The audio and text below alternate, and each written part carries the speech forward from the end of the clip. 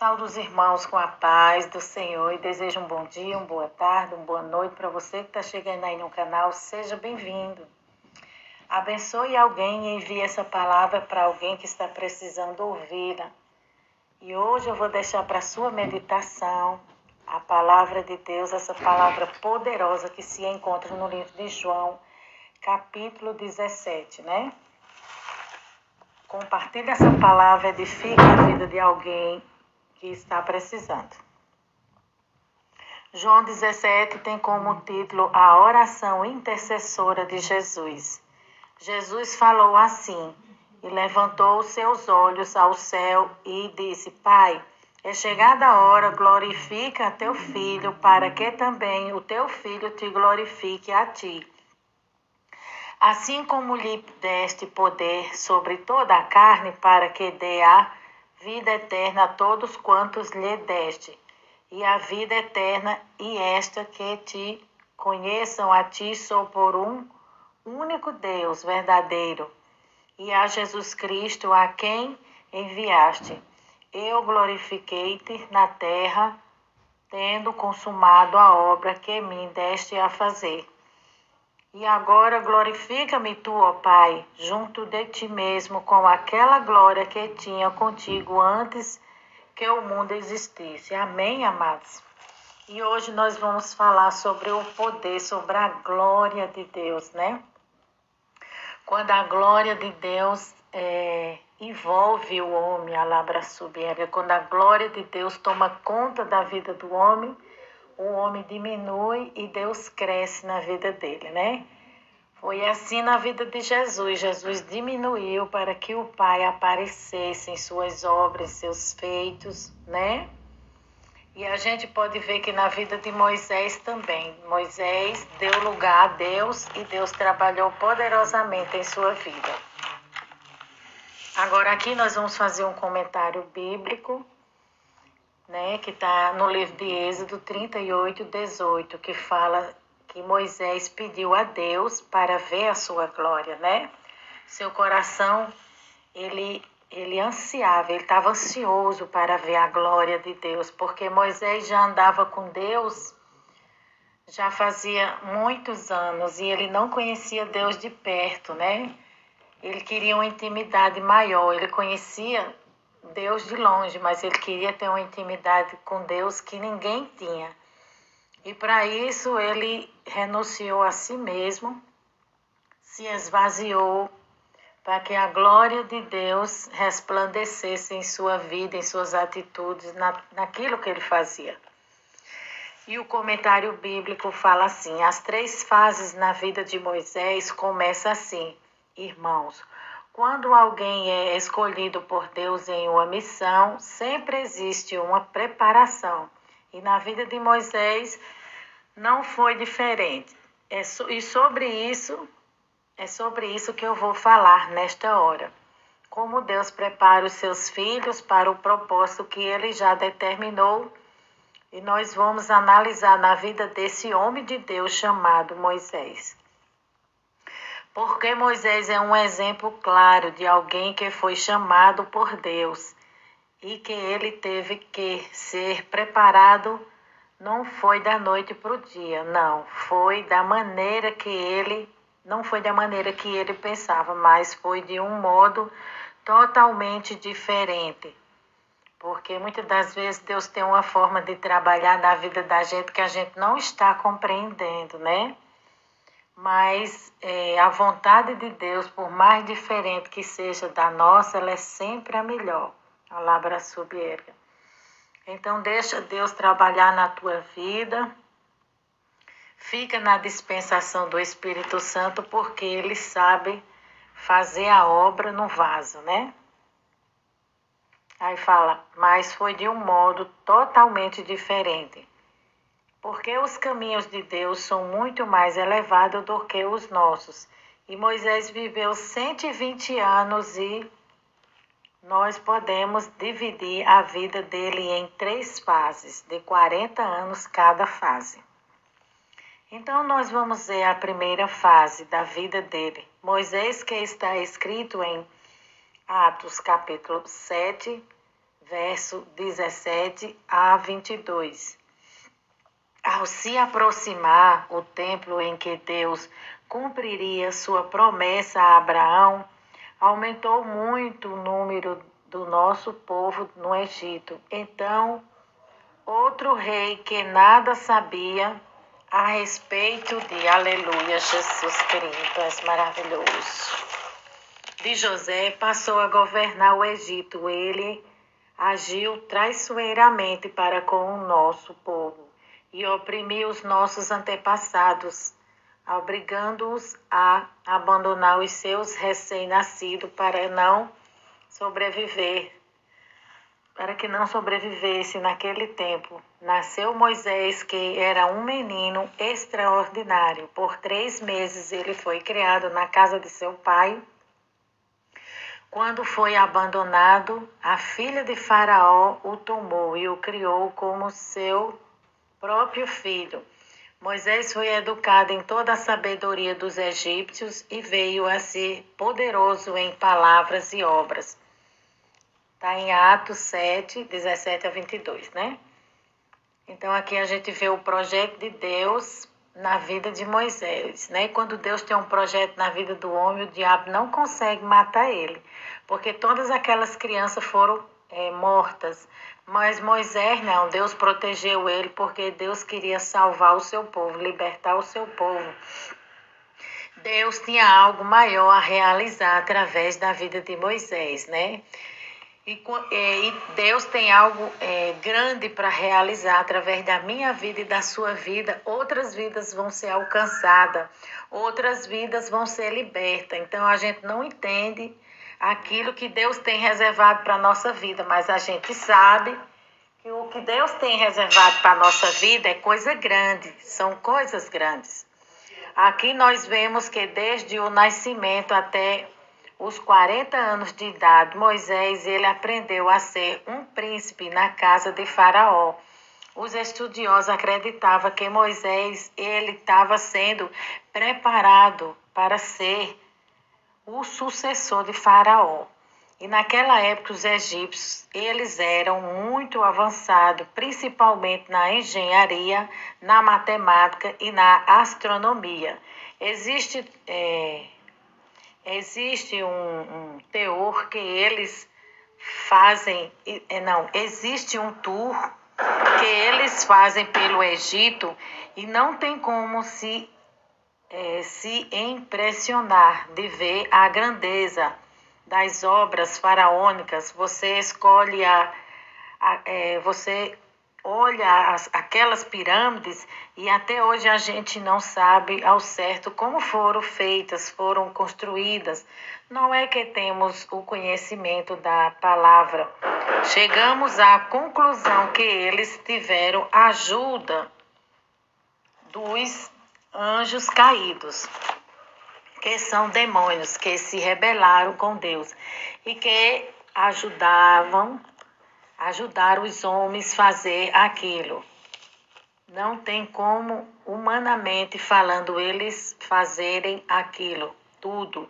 Cada pedra daquela pirâmide era 4 ou 5 vezes o tamanho de uma pessoa. Né? Ele está falando aqui que a pirâmide do Egito, que foi feita antigamente, né? Existem pessoas que fazem tour, existem pessoas que fazem pacote de turismo, que viajam para conhecer Israel, para conhecer os fatos os fatos bíblicos que aconteceu nesses lugares. E quando as pessoas chegam lá, se deparam com esse tipo de coisa. Vê as pirâmides, elas são enormes e as pedras 5 vezes maior do que um homem. Então, alguns estudiosos chegaram à conclusão que eles tiveram a ajuda de um ser espiritual, tiveram a ajuda de demônios, né? A gente sabe que os demônios ele tem um poder limitado, ele dá força aos seus. Quem é escravo do diabo, o diabo dá força. O diabo bota propósito no coração desses homens para que construam essas pirâmides para glorificar a ele, para glorificar o seu nome. Então, esses estudiosos chegaram à conclusão que essas pirâmides não foi feita de forma natural. Eles tiveram a ajuda de uma força de uma força sobrenatural, de demônios. Aí fala que e lá existe milhões de pedras numa pirâmide só.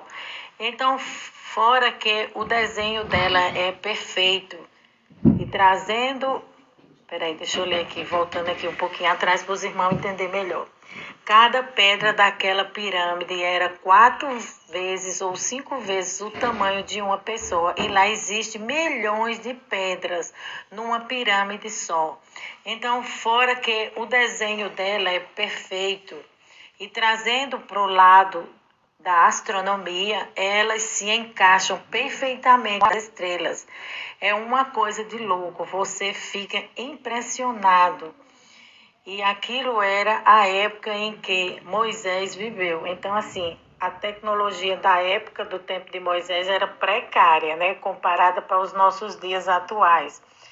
Então, antigamente não tinha a modernidade que tem hoje em dia, a facilidade, né, para se locomover, né? Hoje em dia a gente viaja de avião, tem um trem-bala, né, tem avião, tem uma série de coisas que a gente pode usar como transporte, ferramentas que a gente trabalha que elas são automáticas, não faz nem força na mão, né? E antigamente eles trabalhavam assim, era muito dura a forma deles trabalhar, então é por isso que eles duvidam que não foi normal a construção da pirâmide, eles veem que foi algo assim que eles tiveram a ajuda de demônios mesmo, para que o propósito ali fosse maior, né? E a gente sabe que as pirâmides, ela tem, o louvor dela é aos deuses egípcios, eles cultuam deuses estranhos, é cultuar o inimigo mesmo, a gente sabe, né? Quem estuda bem esse assunto, maneja bem, sabe que a intenção verdadeira, o porquê de tudo aquilo. Moisés viveu essa era, a época em que Moisés se achava. A Bíblia diz aqui que ele era poderoso em palavras e obras, era um homem muito inteligente. Deus permitiu que Moisés passasse por tudo aquilo e Moisés Moisés foi parar justamente na casa de Faraó, porque os hebreus estavam crescendo muito, né? E se no caso os povos inimigos viessem contra o Egito e se juntassem com os hebreus, com certeza eles derrotariam os egípcios. Ele está falando aqui, os hebreus foi crescendo numa medida tão grande, que o rei, o imperador da época, a pessoa que estava no domínio daquele império, maquinou no seu coração, influenciado pelo diabo, em destruir as crianças, né? Por quê? Porque o faraó fez tudo isso, porque ele tinha medo que os hebreus tomassem o poder, tomassem o seu reino, o seu trono. E se de verdade, aqui os estudiosos estão falando que de verdade que se os hebreus se juntassem com os aliados, com os povos vizinhos, para invadir o Egito, eles iriam ganhar na guerra, porque a quantidade era maior, era mais gente, o povo era maior, né?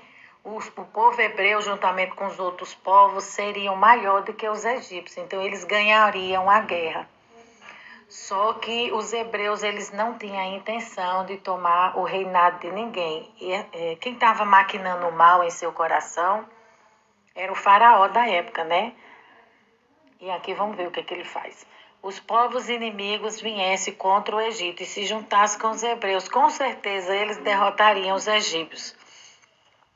Mas o que eles não sabiam é que tudo aquilo era obra do diabo. Porque a Bíblia diz lá em Gênesis capítulo 3, verso 15, que Deus enviaria um homem descendente da mulher que pisaria na cabeça da serpente e que libertaria o homem do pecado, né? Então Deus, ele está no projeto, Deus está à frente de nós e tudo acontece para glorificar o seu nome. Deus estava ali profetizando a respeito de Jesus. E como Satanás não sabia o certo, a época em que ele viria, Ele então preveu que naquela época estava para vir um libertador para o povo hebreu. O povo hebreu vivia preso, né, debaixo do jugo de Faraó, do jugo do Egito. Então Deus estava vendo seu povo sofrer, aí Deus preparou um libertador, que esse libertador é Moisés. Moisés, a Bíblia diz que é um tipo de Cristo, né? Tipifica Cristo, a vida dele. Jesus veio para nos libertar do pecado, né? E Moisés, ele foi levantado para libertar o povo de Deus da escravidão, né? Da mão perversa tirana do homem, de Faraó, do Faraó da época. Aí aqui fala assim, estava para vir um libertador para o povo hebreu, o seu povo. Então Faraó, ele teve uma estratégia maligna de matar todas as criancinhas, homens, né, as criancinhas de 3 anos para baixo. E ele acreditava que se matasse os homens, todas as mulheres cessariam com os egípcios. E aí os hebreus estariam derrotados. Mas Deus pela ação, Deus tomou a frente, né? Ele está falando. Deus tomou a frente e enviou Moisés, né, que foi poupado e colocado no rio Nilo, né? A filha de Faraó viu aquela bebezinho e o tomou para si como filho. Com o choro do menino, ela se comoveu mesmo. Então a criança chorou na hora certa, né? Tudo acontece com permissão do Senhor. Na hora que a criança chorou, comoveu o coração da filha de Faraó. E ali Deus tinha um propósito maior. Ela pegou a criança, sabendo que a criança era hebreu, não era do seu povo, mesmo assim ela criou. Por quê? Porque essa era a vontade de Deus. Deus é soberano, né? Ele está acima dos homens. Se comoveu mesmo sabendo que ele era hebreu. Ela ficou com o bebê. Então Moisés cresceu naquele ambiente, né? E começou a ser criado como um egípcio. E durou 4 anos aprendendo no Egito a sua lei e cultura, tudo sobre o Egito. Talvez ele imaginava que a sua vida seria toda naquele lugar. 40 anos. Moisés passou 40 anos no Egito aprendendo as táticas militares, a cultura, tudo do Egito Moisés aprendeu, porque provavelmente ele seria o sucessor, o próximo faraó, né, da época. Ele imaginava que a sua vida seria toda naquele lugar, mas Deus tem um propósito para tudo. A primeira fase da sua vida, ele era tudo.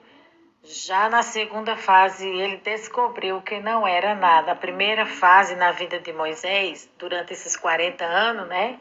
Por ele ter sido criado no palácio, né? O escritor, o comentarista está falando que ele se sentia por cima, ele se sentia o tudo, né? Ele sentia que ele podia tudo, né? Depois Deus trabalhou na vida dele e mostrou que não era assim. A primeira fase da sua vida ele era tudo. Já na segunda fase ele descobriu que não era nada. Após matar um egípcio para defender um hebreu, né, do seu povo, ele o matou e o enterrou na areia. E pensava que ninguém viu, mas Deus viu. E trouxe o oculto, o oculto e revelado, né? Deus sempre traz aquilo que o homem faz errado, né? Aquilo que o homem faz escondido, Deus sempre traz o oculto, o pecado, né? Quando o homem está na casa do Senhor, na presença de Deus e está fazendo coisas erradas e continua nessas práticas e não quer se arrepender, né? Não quer voltar atrás e mudar de vida, então Deus levanta o profeta, né? Para isso existe profeta, testemunha. Então alguém viu o que Moisés fez e denunciou, falou, tu agora quer fazer mal para nós, assim como tu matou o homem ontem e enterrou ele? Quer dizer, ele pensava que ninguém tinha visto, mas ele viu, né? Esse homem viu. Nessa época ele descobriu que era hebreu. Então Moisés, nessa época que aconteceu tudo isso na vida dele, ele descobriu que era hebreu e não egípcio, né? Então o coração dele, né? No sangue dele bombeava, né? A linhagem do povo hebreu.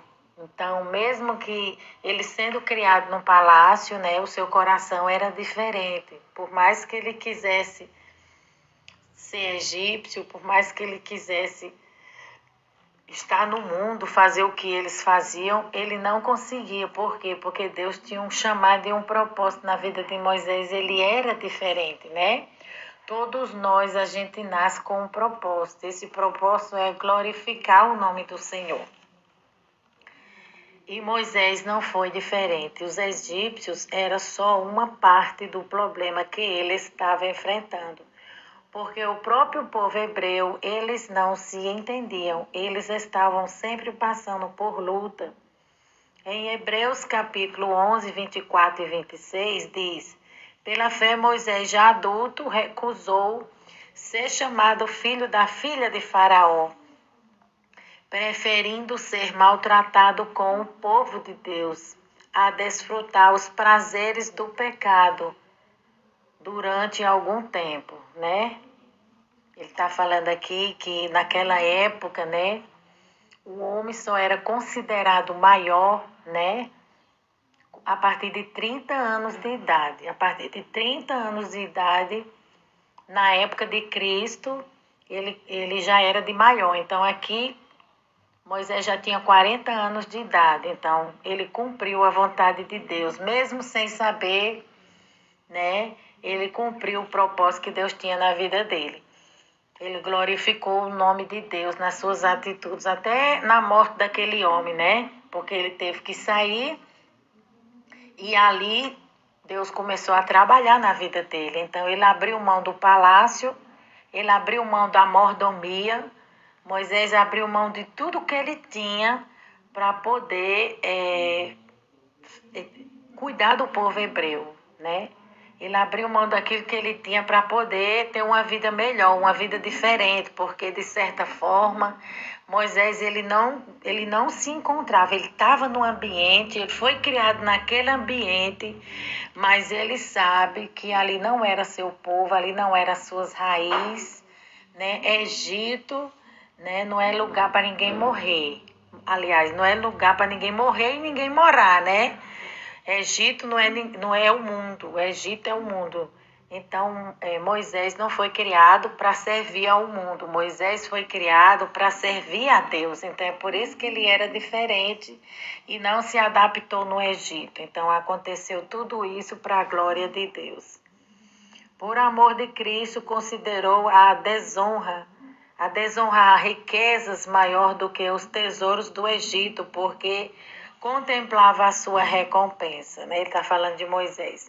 Então, irmãos, aqui nós percebemos que Moisés não estava nem aí com a sua posição social no Egito. Ele preferia salvar o seu povo e perder a mordomia e a vida mundana, né? Ele deixou tudo de lado, ele abriu mão de tudo para servir a Deus. Ele poderia ter dito não, né? Mas não, ele abriu o coração e ouviu a voz de Deus, atendeu o chamado do Senhor, né? Porque a glória de Deus, ninguém resiste à glória de Deus, né? Ninguém resiste à vontade de Deus.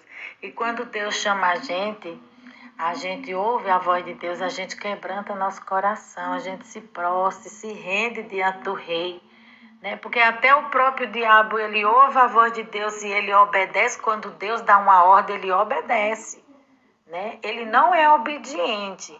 Porém, quando Deus dá uma ordem a Satanás, ele obedece ao Senhor dos Exércitos. Porque Deus falou para o diabo: você toque em tudo que Jó tem, só não toque na alma dele, porque a alma dele me pertence, né? A vida dele me pertence. Então o diabo saiu rápido da presença de Deus como um raio para fazer o mal. Os seus pés se apressam em fazer o mal, né? Ele saiu da presença de Deus e ele fez tudo o que Deus mandou. Ele cumpriu com o que Deus mandou. Teve uma pessoa que falou para mim que o diabo ele é teste de qualidade. Deus usa o diabo como teste de qualidade na vida do homem, para provar o homem, para ver se o homem ama a Deus, para ver se o homem se renda ao Senhor. Então, muitas das vezes, quando Deus quer testar a nossa fé, Ele permite que o diabo faça aquilo que Ele fez com Jó, né?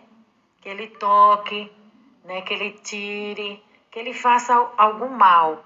Mas quem está no controle, quem é soberano, acima de tudo e de todos é o Senhor. Então Deus ele só permite até onde ele vê que você vai dar conta, né? A gente só leva uma cruz do tamanho que a gente aguenta levar. Deus nunca vai permitir que eu e você leve uma cruz maior do que os nossos ombros, maior do que a nossa força, maior do que a nossa fé, né? Assim foi na vida de Moisés. Moisés, ele levou a cruz dele, cumpriu com a missão dele, porque ele era um homem cheio da glória de Deus e ele era um homem cheio de fé, ele confiava no Senhor. Ele fugiu para Midian, né, na primeira fase da vida dele, e ali Deus fez dele um pastor de ovelha por 40 anos. Então Moisés ali teve que aprender que o livramento viria não da sua mão, mas da mão de Deus. Então, o livramento, né, de Faraó, quem ia livrar Moisés de Faraó não era a sua mão, ela abraçou Bierga, mas era a mão do Senhor que estava guardando a vida de Moisés. E ele teve que aprender isso, e foi no deserto, escaldante, um sol de quase 52 graus de dia, à noite um frio muito grande, um frio imenso, né? Eu não sei nem quantos graus o frio é no deserto, mas é um frio muito, não sei se é 0 grau, 10 graus, mas é um frio muito grande mesmo. E Moisés teve que suportar tudo isso para que o projeto de Deus fosse estabelecido na vida dele. Fala assim: e nesses 40 anos, Moisés aprendeu a sobreviver no deserto. Ele formou família, né? Ele casou com Zípora, a filha do sacerdote, casou com Zípora e teve 2 filhos, né? E teve que aprender a conviver em família. É aquele homem que era poderoso em palavra, poderoso em obras, agora não, estava tendo que cuidar de ovelhas, né? Para a gente ver como é que Deus faz, né? Deus tirou ele de lá de cima, porque o lugar dele não era lá. O lugar dele era junto do povo de Deus, cuidando do rebanho, das ovelhas do Senhor. E quantas pessoas a gente vê que Deus tem tirado do trono, Deus tem tirado do palácio, Deus tem tirado da sua mordomia, tem tirado de lugares altos, pessoas ricas, tem tirado da sua posição para ficar no centro da vontade de Deus, né? Eu já escutei testemunho de bancários que abriram mão do seu emprego porque Deus mandou, empresários que abriram mão da sua empresa porque Deus mandou, jovens que iam ser juíza, abriram mão da sua faculdade para servir o Senhor, para servir o reino de Deus, o ministério que Deus tinha reservado para as suas vidas. Então, abrir mão das coisas desse mundo não é perda, não, é lucro, porque com Deus você ganha muito mais, né? Com Deus a gente só faz ganhar, porque Deus ele é dono de tudo. Ele é o dono do ouro, da prata, ele é o dono da minha vida, da tua vida, ele é o dono dos bancos, tudo é de Deus, né? A Bíblia diz que tudo é por ele, tudo é para ele, tudo é dele. Então nós só somos mordomos e servos daquilo que pertence a ele. Você cuida daquilo que é de Deus. Seus filhos é de Deus, sua família é de Deus, sua vida é de Deus, seu emprego é de Deus, seu carro, seus bens materiais, tudo pertence a Deus. A gente só faz administrar e cuidar daquilo que de fato é dele. Aí aqui fala assim: família, aquele homem que era poderoso em palavras, poderoso em obra, agora estava tendo que cuidar de ovelhas, ovelhas que são teimosas. Quando Jesus nos chama de ovelha, ele não está nos elogiando, mas dizendo que somos cabeça dura, porque a ovelha, ela é um animal assim muito dependente do pastor. Ela tem que ser guiada pelo pastor, porque ela é fácil de se perder, ela é fácil de sair do caminho, ela se machuca, né? O devorador, o diabo, ela se torna presa fácil quando ela sai do redil, quando ela sai de perto do pastor. Né? Ela é cabeça dura porque ela quer muitas das vezes sair do caminho. Ela está andando no caminho certo e o pastor está ali. Se por um minutinho de descuido do pastor que ele sair de perto da ovelha, a ovelha já quer se desgarrar. Então ela é muito frágil, ela é muito dependente da labra subierga, ela é muito um animal fragilizado, vulnerável, né?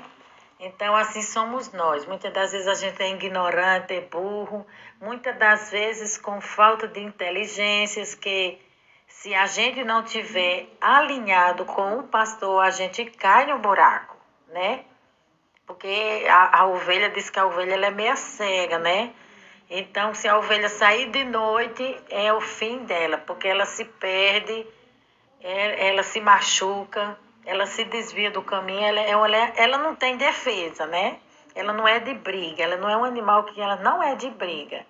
Ela é dócil, né? Ela tem as qualidades, ela tem muitas qualidades, mas ela também tem a fragilidade, as fraquezas, assim como nós.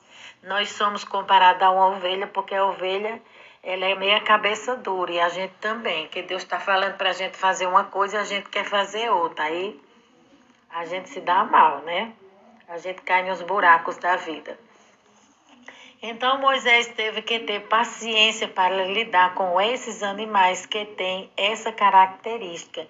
E com certeza ele estava nessa fase de preparação. Ele estava sendo preparado para ser humilde e renunciar às suas vontades e à sua própria força para fazer a de Deus, porque um dia ele iria liderar o rebanho de Deus, que era a nação de Israel. Então, para lutar com gente, tem que ter muita paciência, tem que ter o Espírito de Deus na sua vida, né? Então, ali Deus foi tratando com Moisés, Deus foi aprovando Moisés, foi ensinando Moisés a lidar com aqueles animais, ter paciência. Deu graça a Moisés e foi trabalhando no seu interior, para que quando ele tomasse conta da nação de Israel, ele estivesse preparado. Então a gente vê aqui que é a segunda fase da vida de Moisés, porque a primeira fase, Moisés passou 40 anos, né, no Egito. Na segunda fase, que foram os outros 40, ele passou no deserto, né, ficou lá em Midian, casou com a filha do sacerdote, com Zípora, e ali ele foi aprendendo, né? Ele foi sendo ensinado a lidar com aqueles animais, a ser um pastor de ovelha, 40 anos, e durante esses 80 anos foi um trabalhar de Deus muito grande. Então, às vezes a gente acha difícil, né? A gente não quer enfrentar a luta, a gente às vezes acha que está demorando, né? Porque 40 anos para nós, que é seres humanos limitados, é 40 anos. Mas 40 anos para o nosso Deus, que é soberano, que é poderoso, que é tremendo, é 40 dias. 40 anos para Deus é 40 dias. Ou é 4 dias. Deus não se limita ao tempo. Né? Deus não fica preso ao tempo. Deus, ele é senhor do tempo. Ele é quem manda no tempo. Então, para Deus, o tempo não é nada, né? Para nós a gente envelhece, a gente fica doente, a gente fica fraco, mas o Deus que cuida de nós é o Deus que nos restaura, né? É o Deus que põe a gente de pé, porque aquele povo, enquanto ficou 40 anos no deserto, a Bíblia diz que seus sapatos não se desgastaram, nem suas roupas se rasgaram, nem envelheceram. Deus não deixou as roupas encolher, Deus não deixou que eles perdessem as suas vestes, né? Esse é o Deus que cuida, esse é o Deus que é zeloso, é um Deus que é fiel. É um Deus que é glorioso. Esse Deus que nós servimos, ele é maior do que o nosso problema, ele é maior do que a nossa dificuldade, maior do que a nossa luta. Né? A nossa luta para Deus não é nada, é um café pequeno, eu sempre falo isso. A nossa luta para Deus é teste de qualidade, né? É provação para que você venha dar frutos, para que você venha amadurecer e crescer e ser melhor, e ficar parecido com Ele, conhecer Ele, andar nos caminhos dEle e conhecer a glória dEle. Então, essas provações no deserto, né? Deserto não é lugar de morada, né? Ali Moisés ficou por um período de tempo no deserto, até ele amadurecer como homem, ele crescer na graça, no conhecimento, né?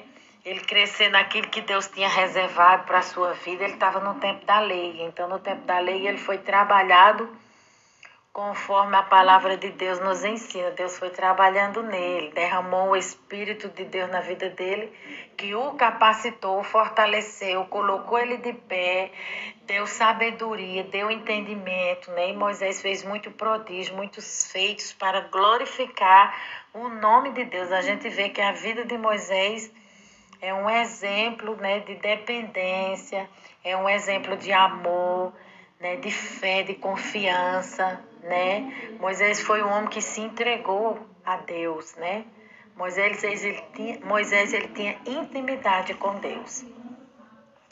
Tudo isso nos ensina que quando Deus demora para agir na nossa vida, assim como ele fez na vida de Moisés, é porque ele tem um propósito. Talvez você esteja aqui hoje com uma história não acabada.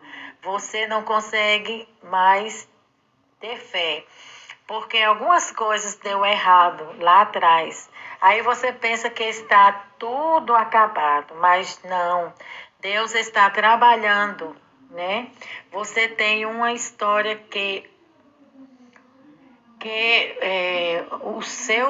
ao seu ver saiu do controle, mas eu estou aqui para te dizer que Deus está na sua história. Apesar das coisas erradas no caminho, apesar das perguntas sem resposta que você tem, Deus ainda está na sua vida. Apesar dos seus sonhos que não se realizaram, Deus ainda pode fazer o impossível acontecer. Ele pode realizar, né? Realizar os seus sonhos, realizar o desejo do seu coração, conforme a sua palavra diz que ele realiza o desejo do nosso coração, se estiver de acordo com a palavra de Deus. Se você anda nos preceitos de Deus, se você anda em fazer a vontade de Deus e aquilo que você pede está alinhado com a palavra de Deus, Deus vai te dar. Né? Agora, se você pedir alguma coisa que não está de acordo com a palavra de Deus, Deus não vai te dar. Né? Eu me lembrei agora de uma mulher que ligou para mim e me pediu uma oração, porque ela queria casar com um homem. E esse homem tinha deixado a esposa dele para se casar com essa mulher. E ela estava fazendo uma campanha e ela ligou para mim. Eu falei para ela, Deus vai reprovar esse negócio, porque Deus não vai ser conivente com o pecado de ninguém. Deus não está nesse negócio. Deus é santo, Deus é limpo. Né? Se você quer um homem, procura um homem solteiro, procura um homem livre. Ora a Deus, que Deus tem o melhor para você. Mas não quero o que é dos outros, não, porque isso é pecado. Querer o que é dos outros é pecado. Cobiçar o que é a lei, adultério é pecado. E o salário do pecado é a morte. Né? A pessoa vai para o inferno. Então a gente não pode querer o que é dos outros. Né?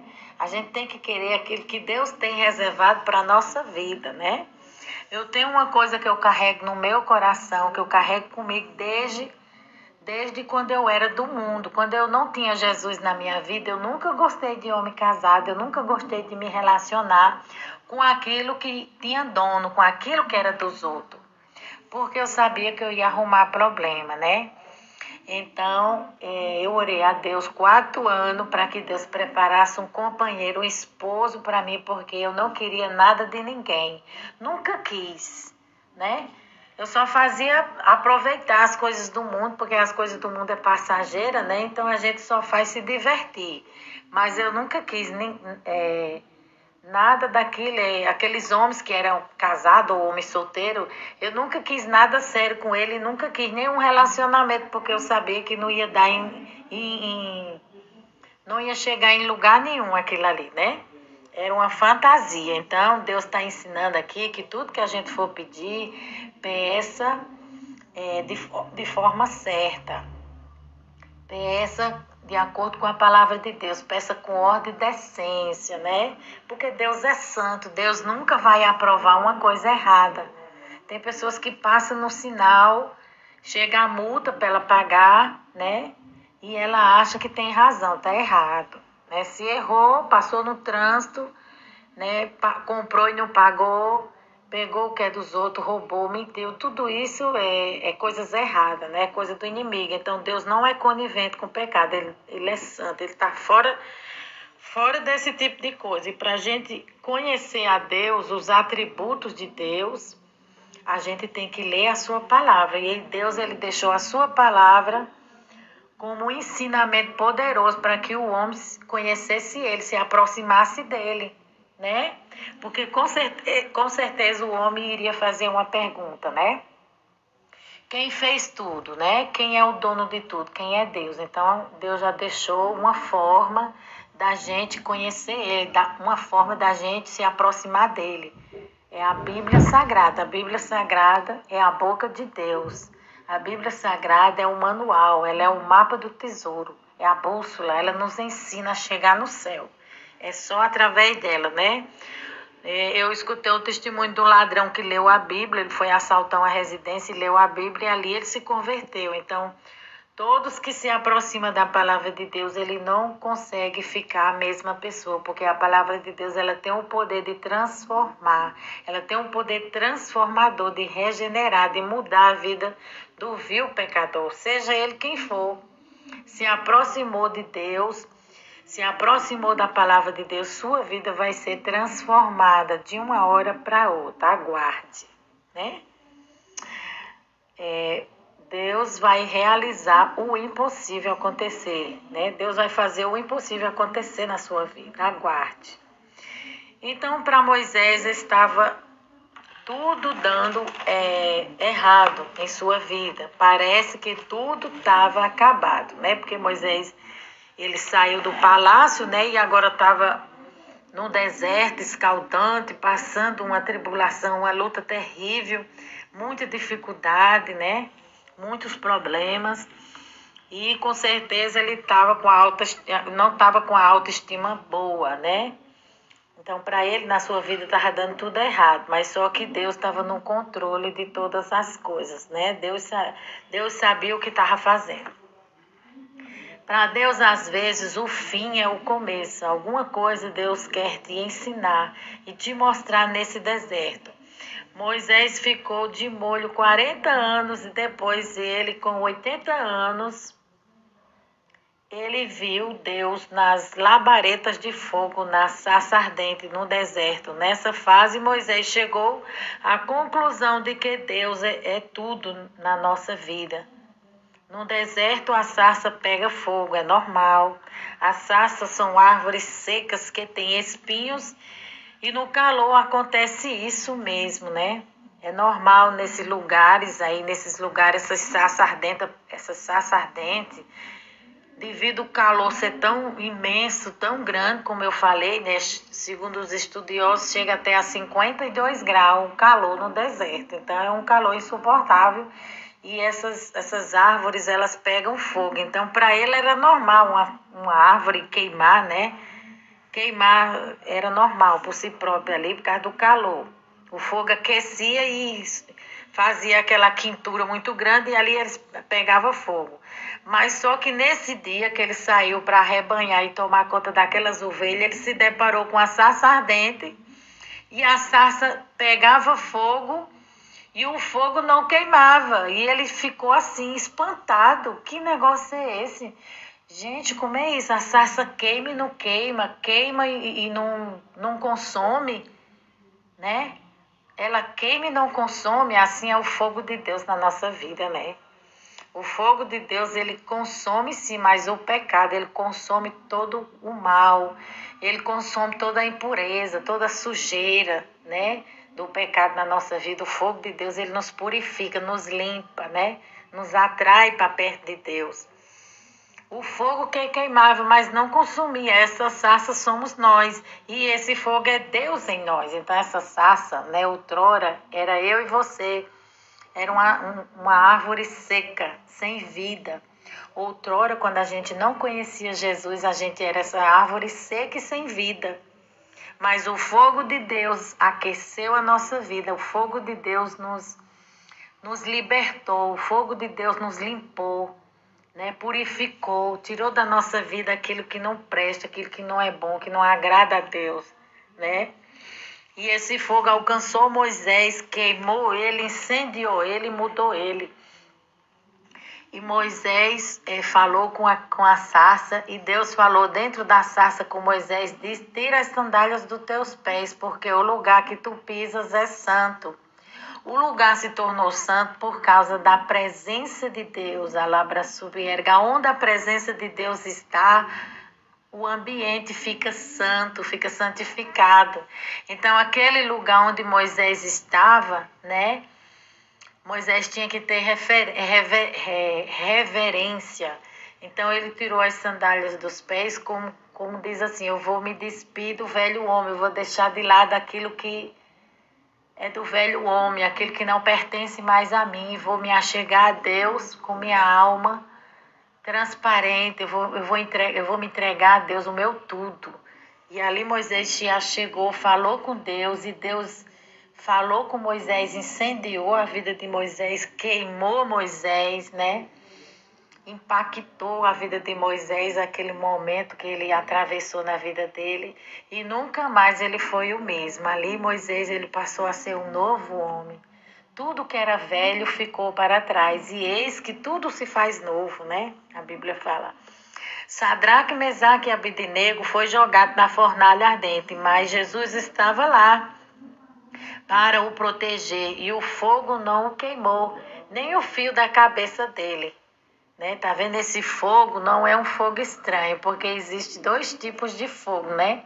Tem um fogo estranho, que é o fogo de Satanás, que queima mesmo, que é o fogo do inferno, que quer levar o homem para lá.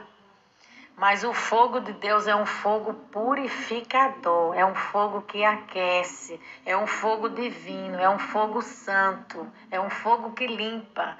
E é esse fogo que eu e você temos que ter em nossa vida, que é a presença de Deus, né?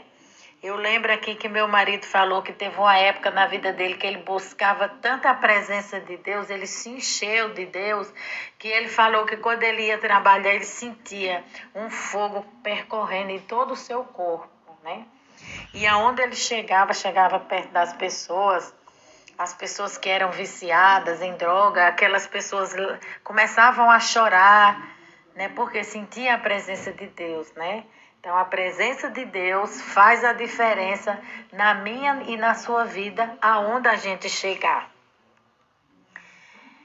A glória é dele, né? Nós somos só um vaso de barro, um instrumento de Deus que ele usa quando e a hora que ele quer. Isaías 43, verso 2 diz: quando você atravessar as águas, eu estarei com você. E quando você atravessar os rios, eles não o encobrirão. Quando você andar atrás do fogo, você não se queimará. As chamas não o deixarão em brasas. Sadraque, Mesaque e Abednego estava cheio do Espírito de Deus, e o fogo protegeu. A glória de Deus, todos esses homens de Deus eram fracos, mas mesmo assim não deixaram de cumprir o mandamento de Deus, não deixaram de cumprir a missão que Deus tinha para a vida deles, né? Então, a gente não pode ficar dando desculpa para não fazer aquilo que Deus manda, né? A Bíblia diz aqui que Moisés, ele deu muitas desculpas para não cumprir a missão dele, porque ele se diminuía, né? Se achava o menor, pequenininho, tal. A gente tem que ser o menor assim, a gente tem que ser o menor diante de Deus. Diante de Deus a gente tem que ser o menor.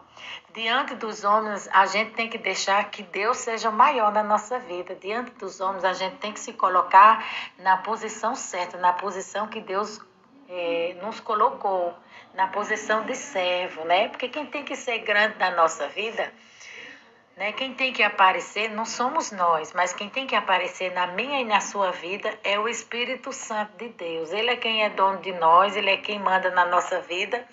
E os seus feitos, né? As suas maravilhas, o seu poder, a sua existência, ele é quem tem que se apresentar na nossa vida. Ele é quem tem que falar por nós, né? A gente vê que aqueles homens, né? Homens que Deus levantou nessas gerações, homens muito usados por Deus, eles tinham comunhão grandiosa, né? Uma comunhão muito grande com o Espírito Santo. E o Espírito Santo falava em sua boca, usava aqueles homens assim claramente. Por quê? Porque eles davam lugar, né? Por que Deus usa as crianças? Porque as crianças têm um coração puro, né? Não é diferente com o homem. Se o homem buscar a Deus, ele também vai ter um coração puro. A Bíblia diz que em todo tempo sejam alvas suas vestes, nunca falta o óleo sobre a sua cabeça, né? Pureza quer dizer santidade. Então, para que a gente tenha um coração, a Bíblia diz que nós temos que ter um coração puro e as mãos limpas. E para que isso aconteça, a gente tem que estar buscando em conhecer a Deus, em agradá-lo, né?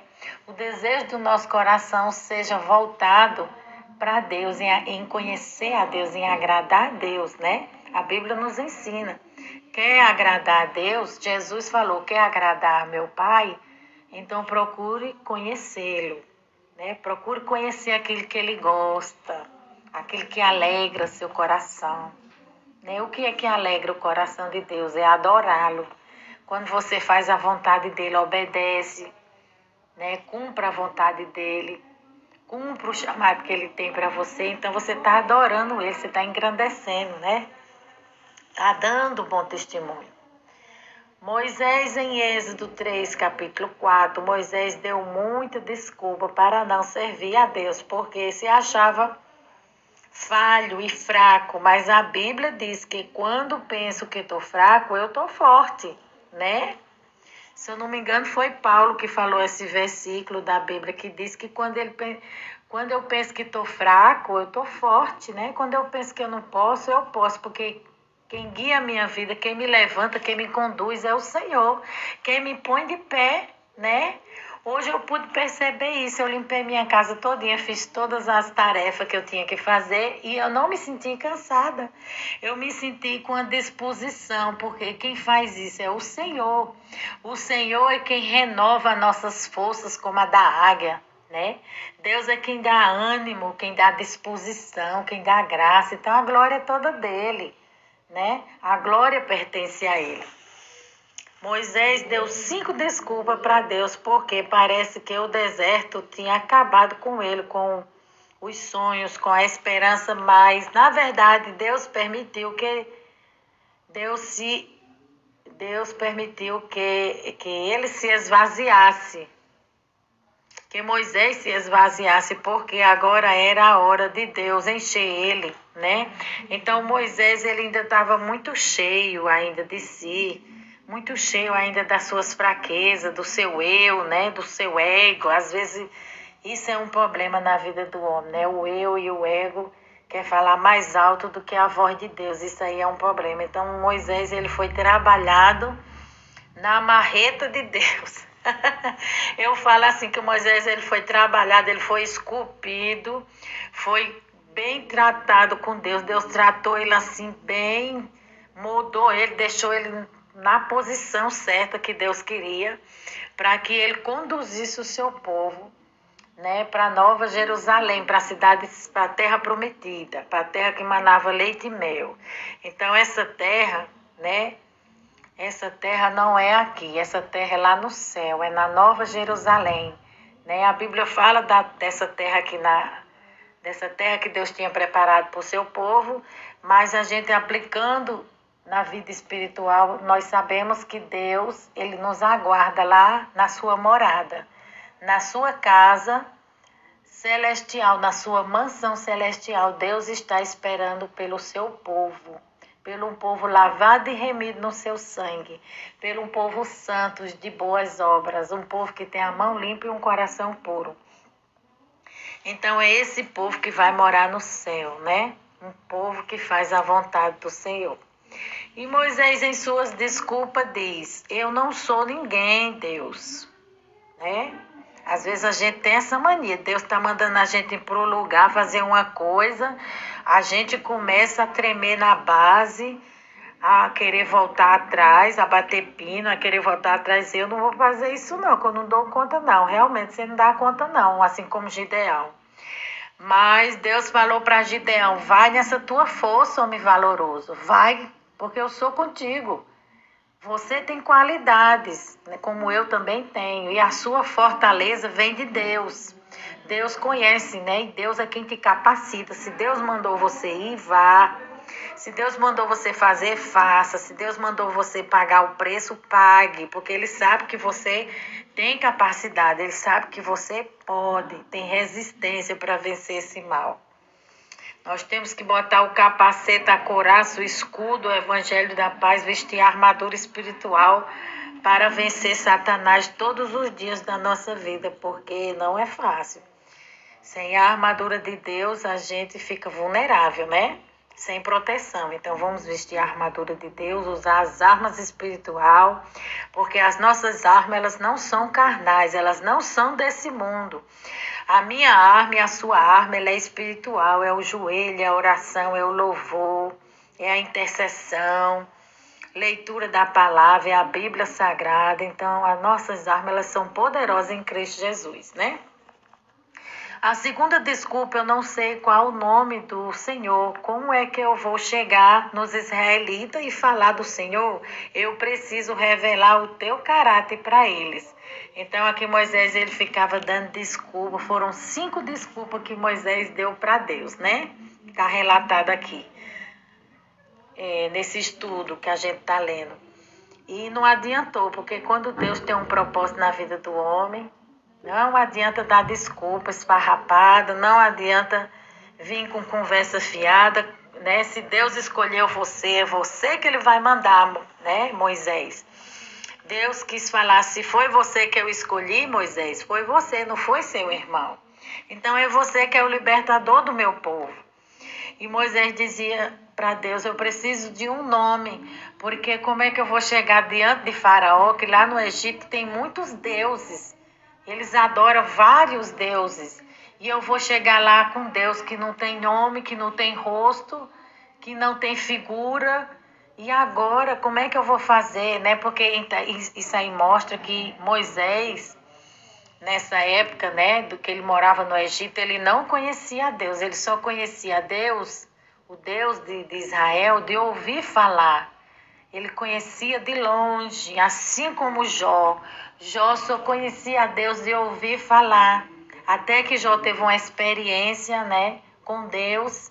E ele se aproximou, no meio dessa experiência, ele se aproximou de Deus. E ele ouviu a voz de Deus e Deus falou com ele. Ele passou a ser íntimo de Deus. Então é isso que Deus quer de mim, de você, Igreja Santa, povo eleito, né? Nação santa, sacerdócio real. Que a gente seja íntimo de Deus, porque quando você apresenta algo, a labra subierga, na presença de Deus, Ele vai atender. Deus atende aquelas pessoas que têm sede e fome dEle, que conhece Ele, que sabe quem Ele é e do que Ele pode fazer. Sabe que Ele é um Deus soberano, um Deus glorioso, um Deus poderoso, e não duvida no seu coração. E aqui Moisés, ele estava duvidoso, né? Ele botou no seu coração, deixou a dúvida entrar, o medo entrar. Então isso aí é uma barreira e é um impedimento na vida do homem, né? É um impedimento para Deus não trabalhar. Então que hoje caia todas essas barreiras, né? Na nossa vida, essas barreiras da dúvida, do medo, em nome de Jesus, venha cair por terra. Então Moisés, quando chegou diante de Deus que falou isso, Deus falou para Moisés: você vai lá em Faraó e vai falar para ele que eu sou o que sou. E Moisés disse, meu Deus, eu vou falar, eu sou o que sou, então é isso mesmo que eu vou falar, porque se o Senhor deu a ordem, eu vou cumprir ela, né? Ele era temente a Deus, ele obedeceu e foi e falou. Porque eu sou o que sou, porque Deus ele é vida, Deus ele eu sou poderoso, eu sou virtude, eu sou alegria para o teu casamento, eu sou a paz que tu precisa, eu sou o pão que te alimenta, eu sou o Deus que libertador, o Deus que dá vitória, eu sou maravilhoso, grandioso, majestoso. Então Deus é tudo. Quando ele falou eu sou o que sou, ele quis dizer que ele é tudo. Tudo o que nós precisamos, Deus é de bom, né? Deus é tudo de bom que nós precisamos. E aqui a terceira desculpa os israelitas não vão acreditar em mim, porque da primeira vez eles não acreditou nele. E Moisés, ele é um símbolo de Jesus, né? Porque na primeira vinda o povo não acreditou em Jesus, mas na segunda vinda eles vão reconhecer eles. Então aqui Moisés é um tipo de Jesus, né? É uma comparação que ele está falando.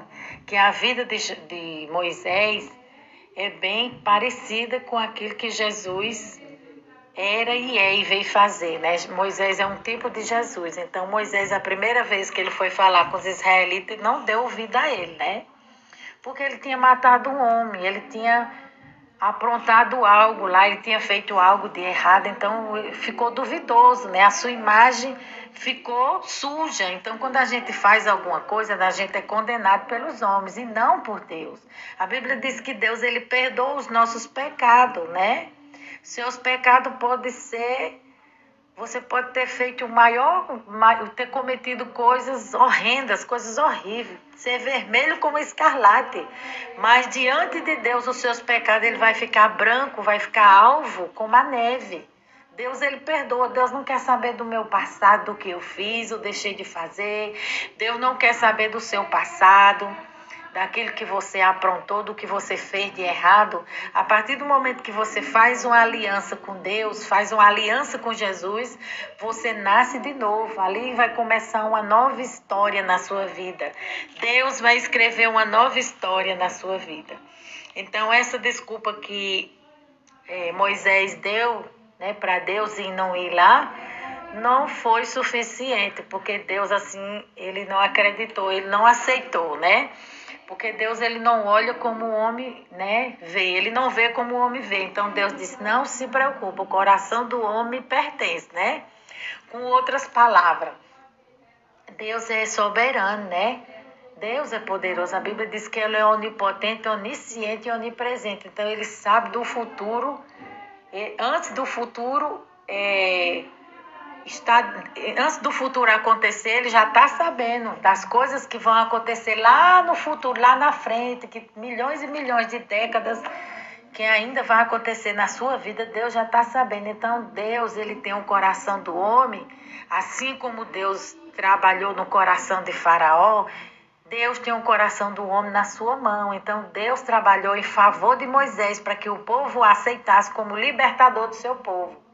E Deus foi trabalhando no coração do povo e o povo foi aceitando Moisés como libertador. Porque o Moisés que saiu do Egito não era o mesmo Moisés que estava caminhando com Deus.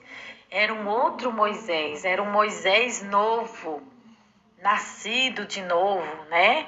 Eis que tudo se faz novo. Então ele era um outro homem, ele tinha desaprendido tudo que ele aprendeu no Egito, ele deixou de lado, ficou de lado, não servia mais para nada, porque Deus, ele mudou os conceitos, os pensamentos, né? Disse, não, você vai trabalhar dessa forma, não é assim, você vai trabalhar do meu jeito. Eu sou Senhor da sua vida, então a partir de agora você vai trabalhar do meu jeito, porque o meu jeito é a forma certa de trabalhar, o meu jeito é melhor, né? Foi isso que Deus estava falando para Moisés. Aí aqui fala assim, a quarta desculpa, Moisés diz, eu não sei falar direito, eu não sou bom com palavras, né? Engraçado que quando ele era do mundo, ele era poderoso em palavras, falava de uma maneira eloquente, né? Então ele não tropeçava em palavras. Ele era um homem que falava de forma certa, né? A gente erra, a gente tropeça em alguma palavra, e aqui está falando que Moisés ele era poderoso em palavras e em obras, para você ver que Deus mudou ele de tal maneira que quando ele se rendeu ao Senhor, ele agora, segundo alguns estudiosos, Moisés ele passou a ser torpe de língua, ele era gago, né? Ele tropeçava nas palavras, ele tinha dificuldade para falar. Então, tudo isso aí foi um trabalhar de Deus para Moisés ficar na dependência de Deus, né? Então, Deus sabe trabalhar na nossa vida. Existem coisas que acontecem na nossa vida que a gente não entende, mas é Deus no controle, né? É Deus trabalhando, porque a glória é de Deus. A glória de Deus não pode ser dada ao homem. A glória de Deus não pode ser dada a Satanás, a glória é de Deus. Quando Satanás quis tomar o trono de Deus, arquitetando, né, elaborando um plano com os anjos que estavam no céu para fazer uma rebelião e tomar o trono de Deus, Deus expulsou ele dos altos céus na terra, porque Deus não dá a sua glória a ninguém. A glória de Deus só pertence a ele, né? É só dele, dele, dele. Então Deus preparou Arão, que foi o seu irmão, né, para lhe ajudar nessa missão que ele tinha que cumprir. Então todos nós temos uma missão aqui na terra para cumprir. Não adianta dar desculpa, não adianta fugir, não adianta querer escapar da mão de Deus como Jonas. Jonas era fujão, né? Mas Deus disse: tu está na minha mão. E tu tem que ficar no centro da minha vontade, e eu vou te mostrar. Mandou um vento forte, e ali o vento sacudiu aquele barco, aquele mar agitou as águas, e os homens daquele barco jogaram, os marinheiros, jogaram Jonas no mar, para cumprir a vontade de Deus, porque Deus é soberano, irmã. Até uma folha seca para cair de uma árvore, ela só cai se Deus permitir. Deus está no controle total de todas as coisas, né? Não pense que é o diabo, não pense que é os homens que estão no poder, que está no controle. Quem está no controle é quem está sentado no trono. Então, quem está sentado no trono é o Todo-Poderoso. É Ele que manda e desmanda e faz como Ele quer. Na minha vida, na sua vida, na igreja, no mundo, na terra. A terra para Deus não é nada, né? A terra para Deus é bem pequenininha. Bem pequenininha, e Deus é imenso, imenso, e a terra está perdida naquela imensidão no universo, né? Deus era maravilhoso, ele é grandioso, ele é poderoso, né? A Bíblia diz que ele coloca os seus pés, né? Os cabelos dos seus pés sobre a terra, descansa sobre a terra. Imensidão de Deus, já pensou? Deus é muito grande. E a quinta desculpa e a última, ele diz: a qualquer pessoa é melhor do que eu. Escolha outra. Deus já sabia de tudo, mas mesmo assim o escolheu. Então, a Bíblia diz que a glória da segunda casa será maior do que a da primeira. O Moisés anterior não servia para Deus, né? Moisés, do jeito que estava no Egito, não prestava para Deus. Não era assim que Deus o queria. Deus precisava moldar Moisés. E para isso Deus levou Moisés para o Egito. Ele tirou do Egito e levou para o deserto. E lá no deserto Deus começou a trabalhar na vida de Moisés. Então, a glória da segunda casa será melhor do que a da primeira, né? Então, o que Deus tem para fazer na sua vida é coisas grandes. Basta você se posicionar e ouvir a voz de Deus, dar crédito àquilo que Deus tem reservado para a sua vida, que vai acontecer na hora e no momento certo, né? Resposta de oração, né? Ela é respondida no tempo de Deus, na hora de Deus, né? Às vezes a gente faz um propósito com Deus, uma campanha, e a gente quer uma resposta de imediato. Não é assim, né? Deus, ele escolhe o momento certo, né, para enviar o teu milagre, para enviar a tua bênção. Então, na hora certa, né, Porque o relógio de Deus, né, a Bíblia fala que o relógio de Deus é diferente do relógio do homem, né? O nosso relógio, ele trabalha de uma maneira e o relógio de Deus trabalha de outra forma, de outra maneira. Então deixa Deus trabalhar, né? E Deus estava falando para Moisés, eu não quero... Moisés falou para Deus, escolha meu irmão é melhor do que eu, Arão fala bem, ele é uma pessoa maravilhosa, mas Deus disse, não, Moisés, é você que eu quero. Defeituoso, fraco, gago, limitado, impotente. Eu quero aperfeiçoar o meu poder na tua fraqueza. É você que eu escolhi, né? Para libertar o meu povo. E vai ser você que vai cumprir essa missão. Vai ser você que vai cumprir a minha ordem. E Moisés foi, né? Moisés se rendeu ao Senhor. A Bíblia diz que quem convence o homem da justiça e do juízo é o Espírito de Deus. Então, o Espírito de Deus é quem convence o homem do seu pecado, para que o homem venha se arrepender, para que o homem venha se render aos seus pés, para que o homem venha se aproximar de Deus, venha conhecer a Deus, venha se achegar a Deus. Então, tudo isso Deus faz, né? Deus fez e Deus faz. E aqui nos mostra que não é diferente na vida de Moisés. Moisés foi convencido pelo Espírito de Deus. Então, quando você lançar a semente, que é a palavra de Deus, não se preocupe, porque a parte de Deus ele vai fazer. Quando a gente abre a boca, cheio do Espírito Santo de Deus, para falar dele, das suas maravilhas, do seu poder, ele se encarrega de trabalhar no coração do homem e mostrar o caminho certo que ele tem que andar. Deus falou, Moisés, você vai carregar esse cajado, você vai operar milagres, tudo que eu mandar você vai fazer. Você vai fazer. E no começo Faraó não vai libertar o povo, né? Porque Deus estava com o coração de Faraó, endureceu o coração, amoleceu, endureceu.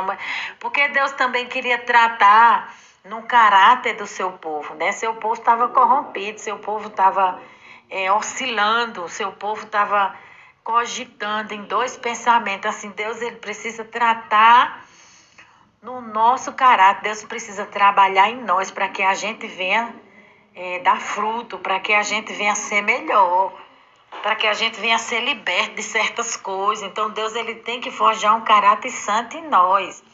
Muitas das vezes a gente não entende, mas é necessário. Muitas das vezes dói, mas a dor ela produz pérolas, né? Como é que uma pérola ela produz? Como é que uma ostra produz uma pérola tão linda? É através de dor, sentindo um dor. Um grãozinho de areia entra dentro da ostra, né? E segundo os estudiosos, ela tem duas oportunidades, ela tem duas opções. Ou ela fica aberta para que a água do mar, que diz que a água do mar ela é cicatrizante, tem um poder de curar, né? Salopa tem um poder de curar, vai curar aquele ferimento que feriu ela, ou ela fica aberta para ser curada pela água do mar, ou ela se fecha. E naquilo que ela se fecha, ela vai sentir muita dor, vai ficar ferida, vai morfar, apodrecer ali, e ali no meio daquela dor vai gerar uma linda pérola. Então assim somos nós. A gente vai liberando as nossas pérolas na medida que a gente vai sentindo dor. Muitas das vezes a gente é ferida. Aí quando a gente é ferido, a gente libera perdão. Quando a gente é confrontado, a gente aprende a amar, a gente aprende a ser melhor, ser mais compreensível, ser mais manso. E aí Deus não perde guerra para o diabo não, irmão. Deus não perde guerra para ninguém, né? Hoje você está de um jeito, mas se você está na mão do oleiro, amanhã você vai estar de outro jeito. Amanhã você vai estar melhor, mais lapidado, né? Mais aquebrantado, mais compreensível, mais maleável, mais fácil de lidar. Então é assim que Deus trabalha, né?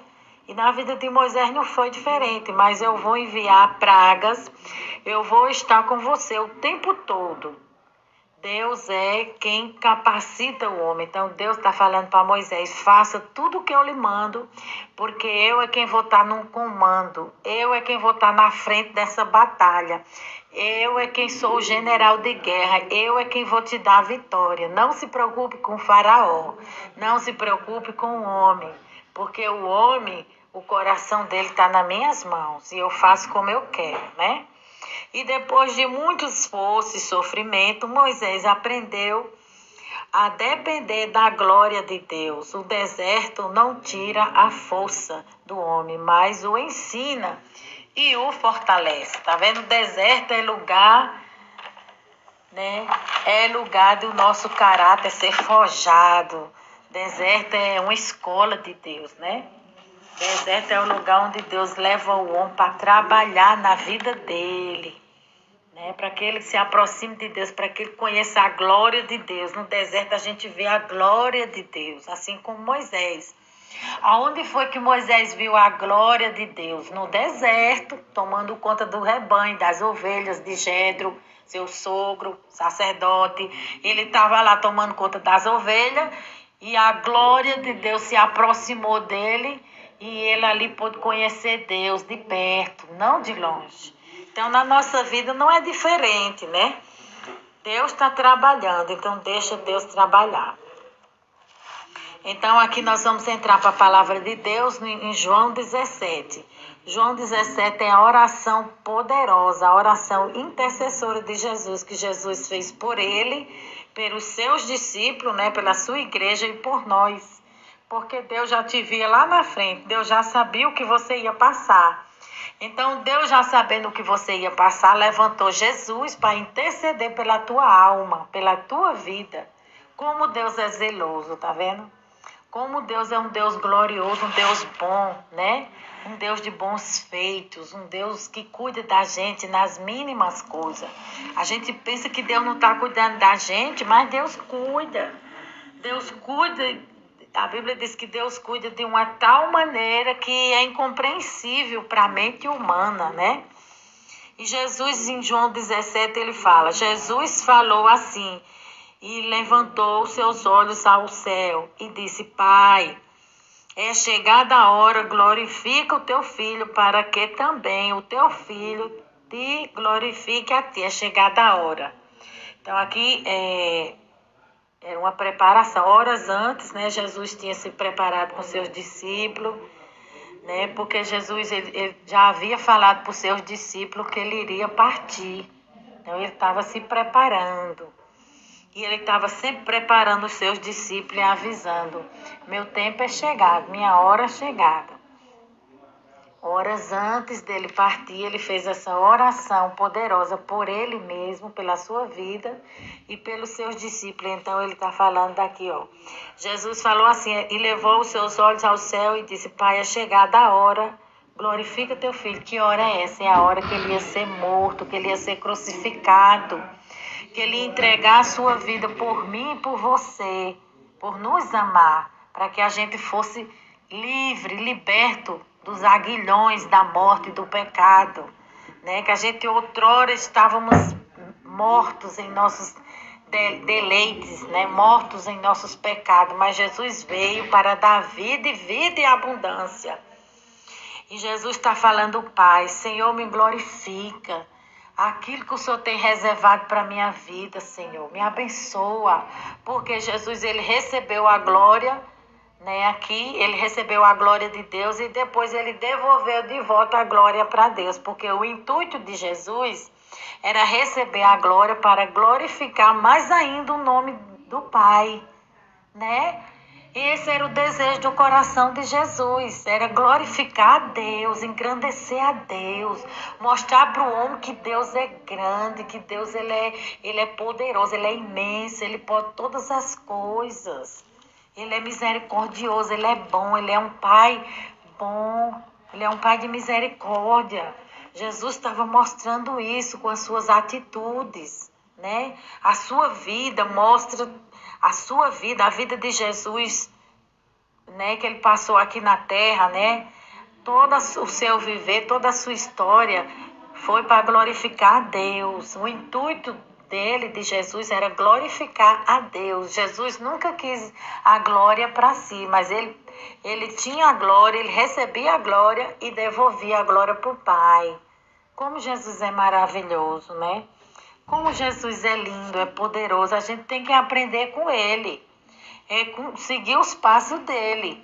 Quando Jesus levantar teu ministério, quando Jesus te abençoar, fazer você voar em lugares altos, te der uma posição de vida melhor, uma condição de vida melhor, um status, um carro, uma casa melhor, uma vida melhor, glorifica a Deus. Não esqueça de onde Deus te tirou, não.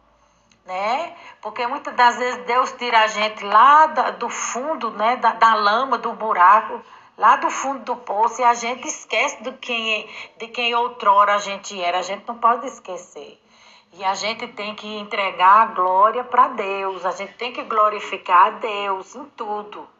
Né? Tem coisas que a gente não faz, tem coisas que atitudes que a gente não toma. Por quê? Porque a gente não quer entristecer a Deus. E a gente quer glorificar a Deus, né? Eu conheço pessoas que elas suportam, passa afronta, passa luta dentro do seu casamento, passa uma luta terrível, não é feliz, não está satisfeita, mas ela aguenta tudo calada porque ela quer glorificar a Deus. Existem pessoas que estão vivendo nessa situação. Quando a gente quer glorificar a Deus, a gente aguenta e deixa Deus trabalhar e deixa Deus mudar o cenário. Se o teu filho é viciado em droga, entrega teu filho nas mãos de Deus, que Deus vai mudar o cenário. Deus é poderoso, Ele só quer que você creia nele, que você confie nele, que Ele vai fazer. Ele vai trazer teu filho para a presença dele, né? Nem que seja numa cadeira de roda, mas teu filho vai servir a Jesus. Nem que teu marido venha com uma perna ou sem uma perna, ou faltando um braço, ou faltando um olho, mas ele vai vir para a presença de Jesus.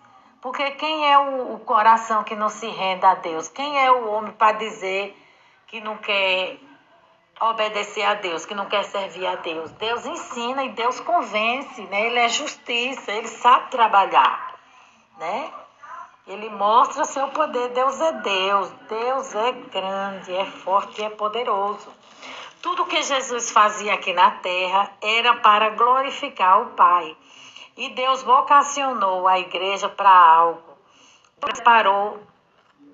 Deus separou e comissionou a igreja para algo. E quando vem na nossa vida missões, a gente pensamos em evangelismo, né? Pensamos em pecadores, né? Ganhar almas, pensamos em dar testemunho da nossa fé, pensamos em missões transculturais, né?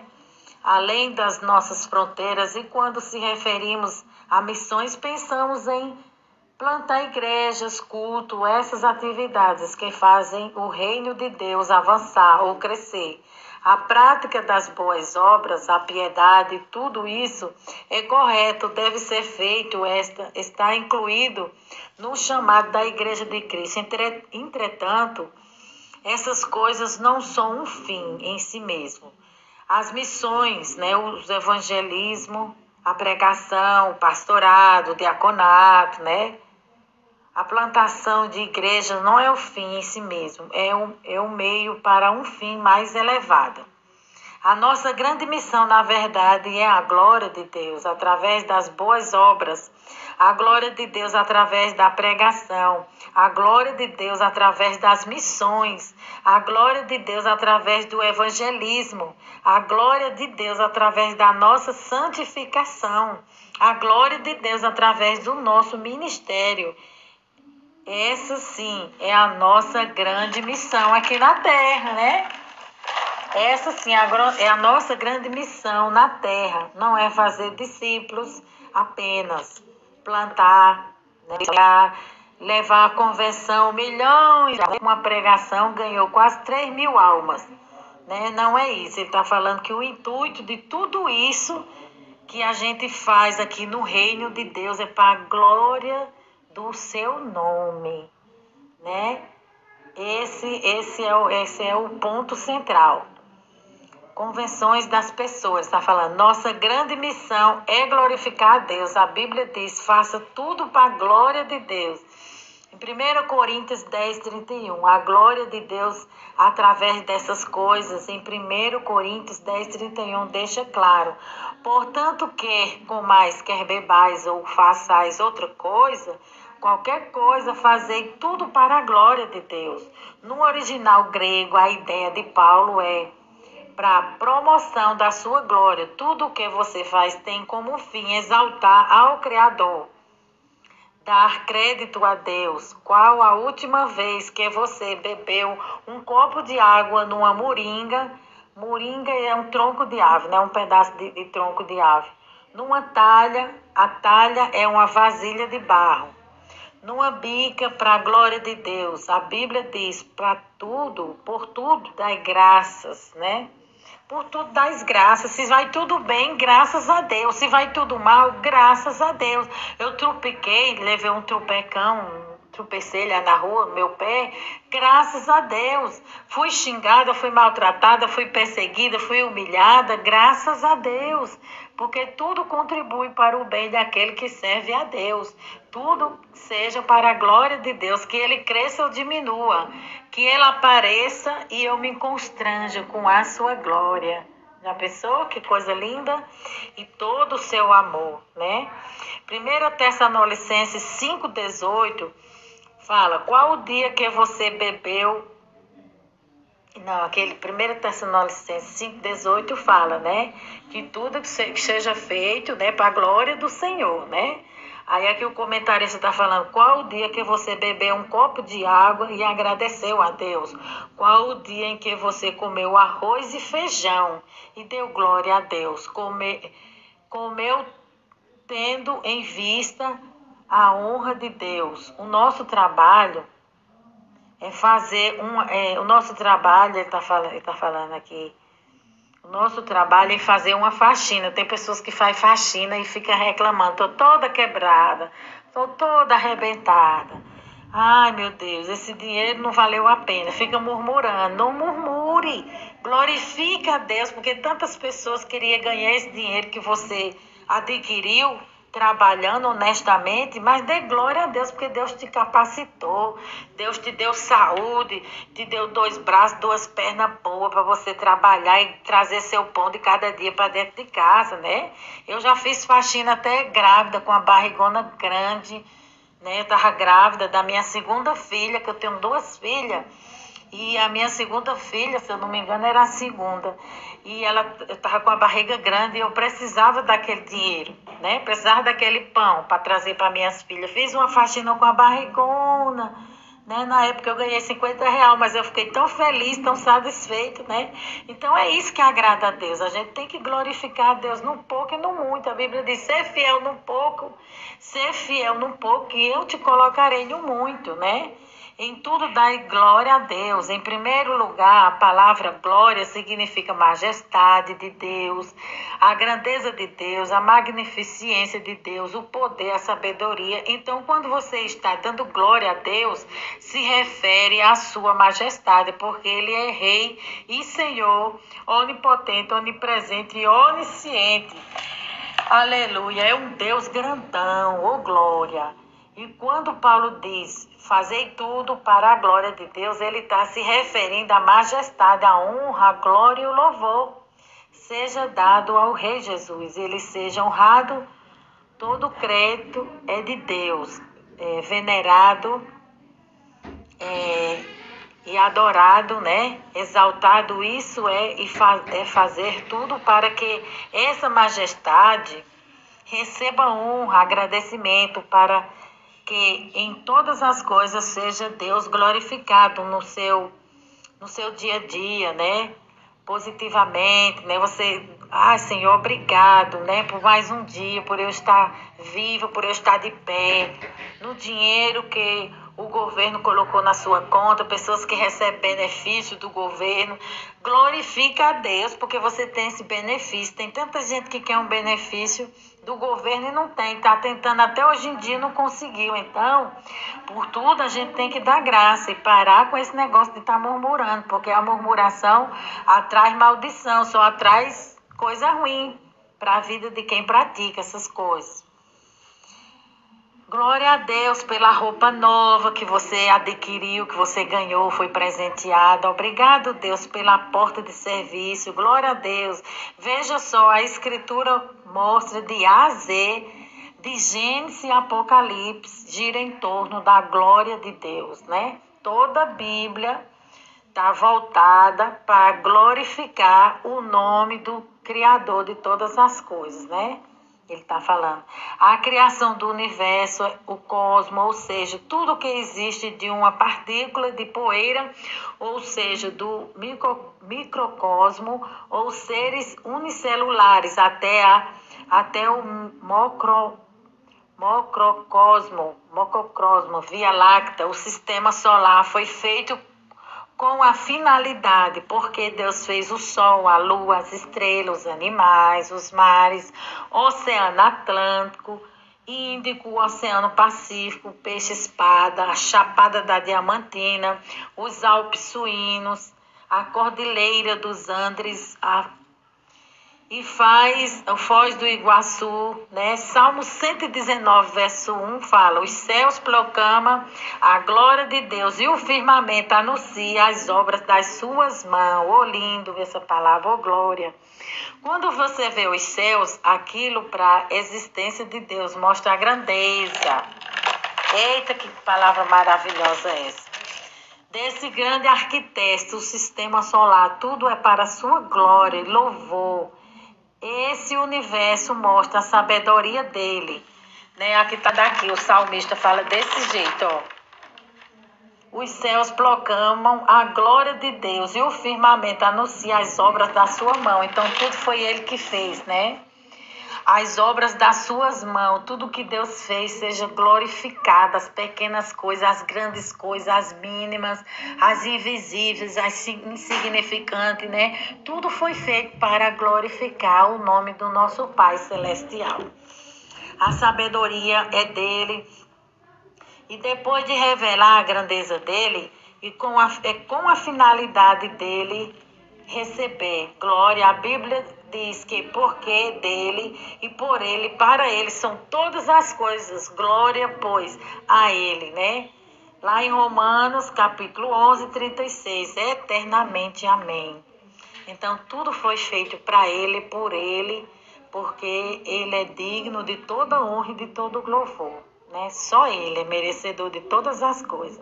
Só ele é merecedor das suas lágrimas, do seu choro, do seu aquebrantamento, né? A gente tem que fazer isso para quem? Não para o homem, mas para Deus, né? E toda vez que eu vou louvar, né, na frente da igreja, toda vez que eu vou louvar na minha igreja, quando eu chego lá na frente, o Senhor fala comigo: filha, não se preocupa com as críticas, não faça as coisas pensando que o homem vai te aplaudir. Não faça as coisas para receber honra ou mérito dos homens. Não se preocupe com as críticas. Deus fala comigo: faça as coisas para mim. Mesmo que você erre, mesmo que você tropece em alguma palavra, não tem problema. Foi para mim, eu vou receber, porque foi de coração. Foi com sinceridade, né? Foi verdadeiro, foi legítimo aquele seu louvor, aquela adoração. Então, quando a gente louva com a alma, né? A gente expressa para Deus todo o nosso amor, né? Todo o nosso carinho, toda a nossa sinceridade que a gente tem para com a pessoa dele, e ele vai receber como um cheiro suave nas suas narinas, e ele vai dar a recompensa, né? Os céus proclamam a sua glória, Salmo 19, 1. E o firmamento anuncia as obras da sua mão. Que palavra linda, irmão. Linda e profunda essa palavra. Se você for analisar direitinho esse livro de Salmo, a gente pode extrair tanta coisa boa dele. Aqui fala: eu existo e você para a glória de Deus. Seu pai conheceu a sua mãe, te gerou, ovulou, o óvulo fecundou com o espermatozoide e ela, minha mãe, ficou grávida de mim e me deu à luz. Quando eu vim ao mundo, foi com a única finalidade que o obstetra me tomou do ventre da minha mãe. Foi para ele receber glória, né? Então ele está falando a finalidade da sua existência, a finalidade da minha existência é glorificar o nome do Senhor, né? Não existe outra palavra. A palavra é essa, é glorificar a Deus. Em Isaías 61:3 diz: eles serão chamados carvalhos de justiça, plantação do Senhor, para o louvor de sua glória. Tá vendo esse filho seu lindo? Ele veio à luz e cada pulsada desse coraçãozinho micro dizia: toda glória, Deus existe, Deus é quem criou, Deus é quem tem toda a glória, todo louvor. Quando eles começam a andar, é para a glória de Deus. Falar é para a glória de Deus. Eles foram criados para a glória de Deus. Deus, quando você olha a complexidade de um menininho que tem 60 trilhões de células, que tem vida, que respira, que tem pulmões, imagine que tem personalidade. Você vê as digitais de Deus nele. Ele tem bondade, tem amor, tem justiça, pensa, sente emoções, se relaciona, reflete a glória de Deus. Ele está dizendo que um bebezinho tem tudo isso. Por quê? Porque foi Deus que fez assim para a sua glória, né? Deus é perfeito em tudo que ele faz. E o bebezinho tem todas essas emoções, né? Tem tudo isso, né, dentro de si. Cristo veio ao mundo para isso, para te salvar. Esse não foi o maior desejo dele, e sim glorificar a Deus, né?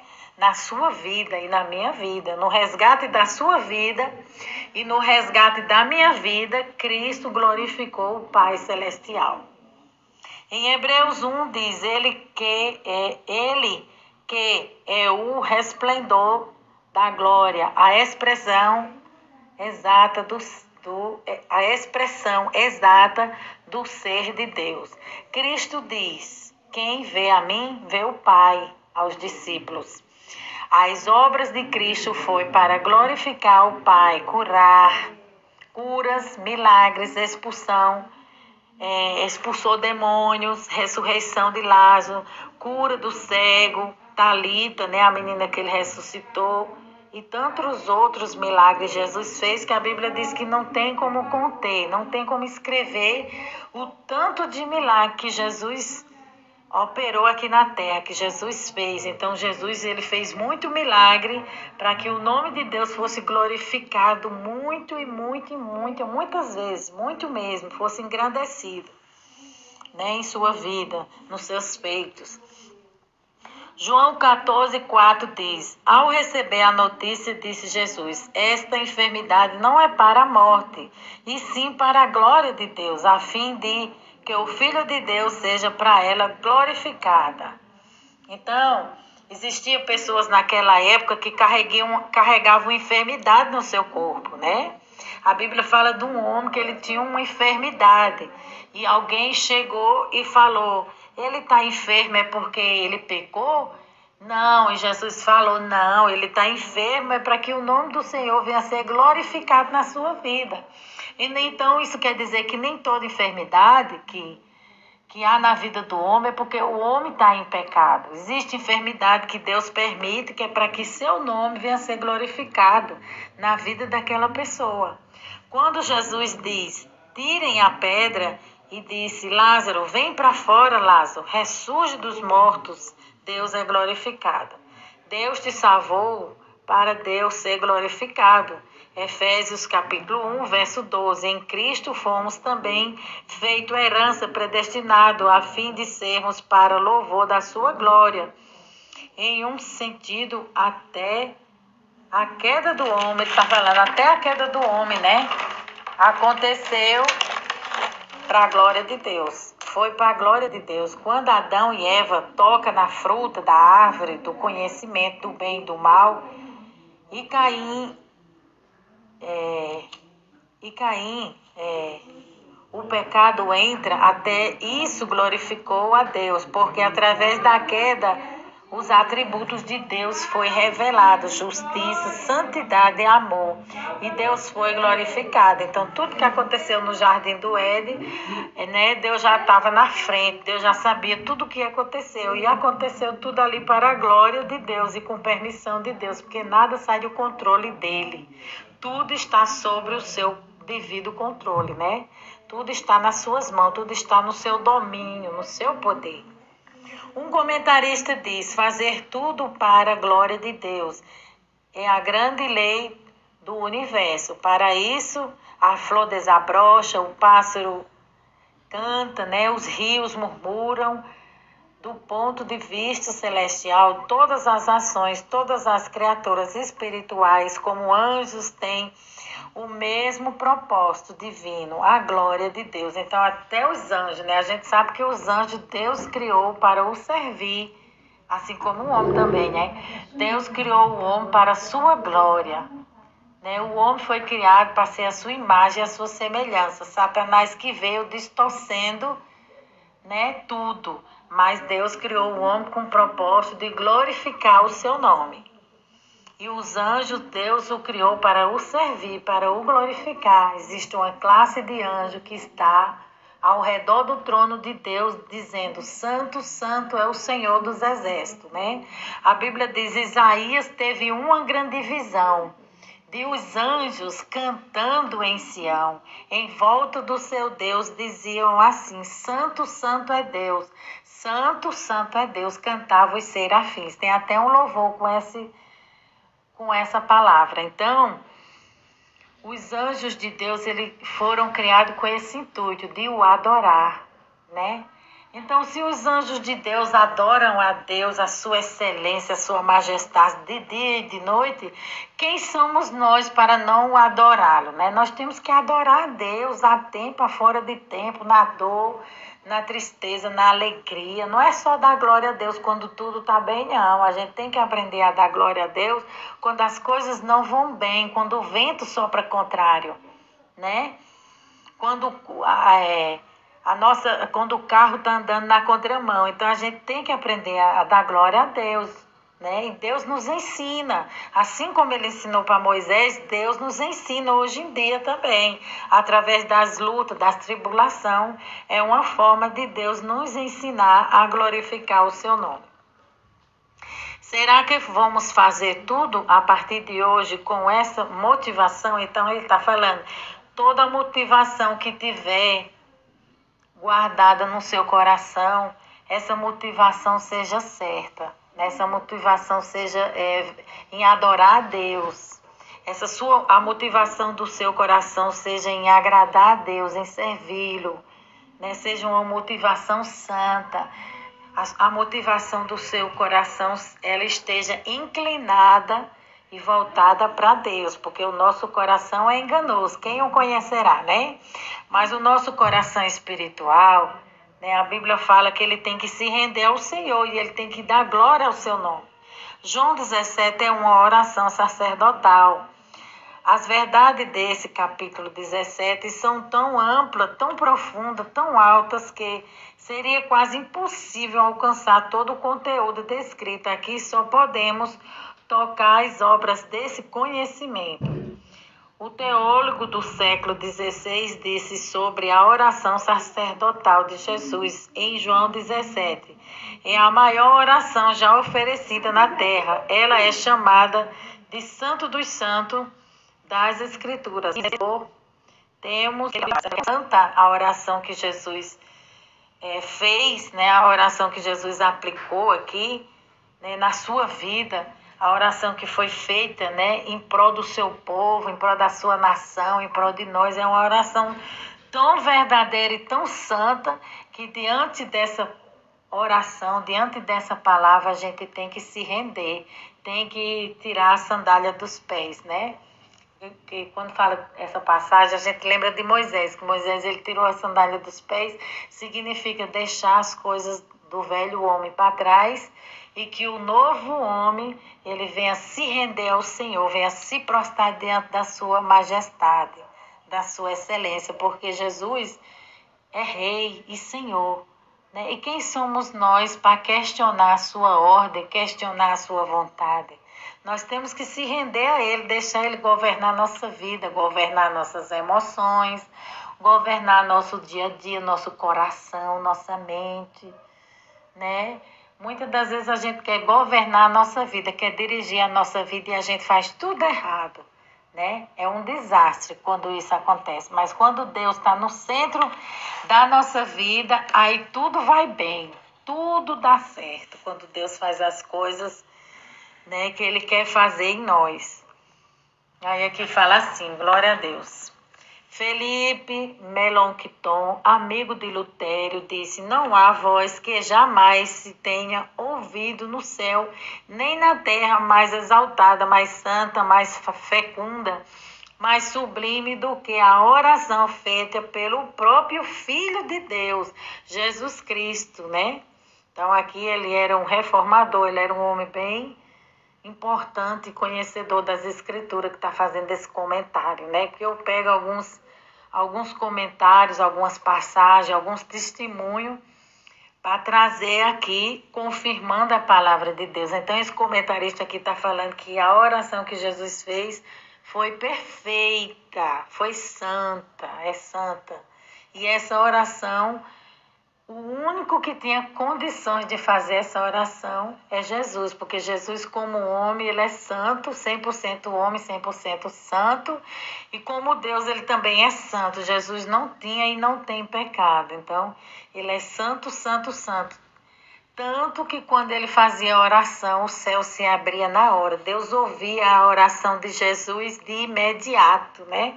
Muitas das vezes a nossa oração não é atendida por Deus porque a gente faz de forma errada, né? A gente faz com os propósitos errados, com o intuito errado. Mas quando a gente olha para Jesus, a gente aprende com Ele a fazer uma oração voltada para Deus de forma certa, né? Um homem chamado John Q. Mosky, quando estava no leito de morte, pediu que a Bíblia fosse trazida e lida para ele. Enquanto ele morria, ele disse: por favor, leiam para mim João 17, porque esse é o lugar onde lanço minha âncora. Eita glória!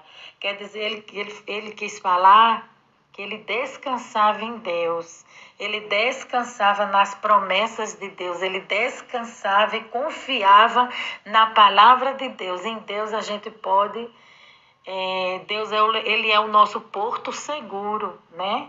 Ele é um lugar de confiança, é onde a gente pode descansar, é só em Deus. A primeira parte, Jesus orava por si mesmo aqui.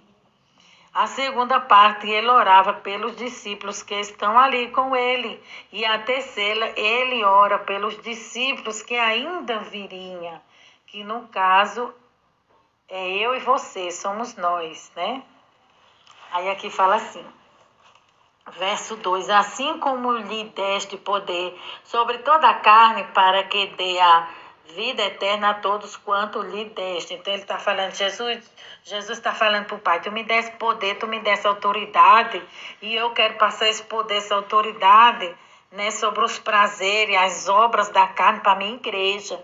Minha igreja, Pai, precisa de poder, precisa de fogo, precisa de autoridade, de unção.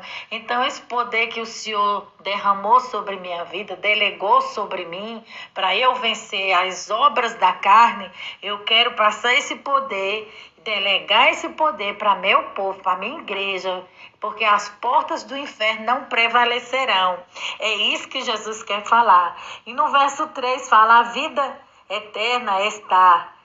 A vida eterna é esta, que te conheçam a ti só por único Deus e verdadeiro, e a Jesus Cristo, a quem enviaste. Então Jesus, ele está dando testemunho dele, está dando testemunho do Pai, que ele é o único Deus e o Deus verdadeiro, e não há outro Deus no céu nem na terra além dele, né? Não é imagens de escultura. A imagem, ela tem olho e não vê, tem perna e não anda, e tem boca e não fala. E a Bíblia diz que é amaldiçoado por Deus.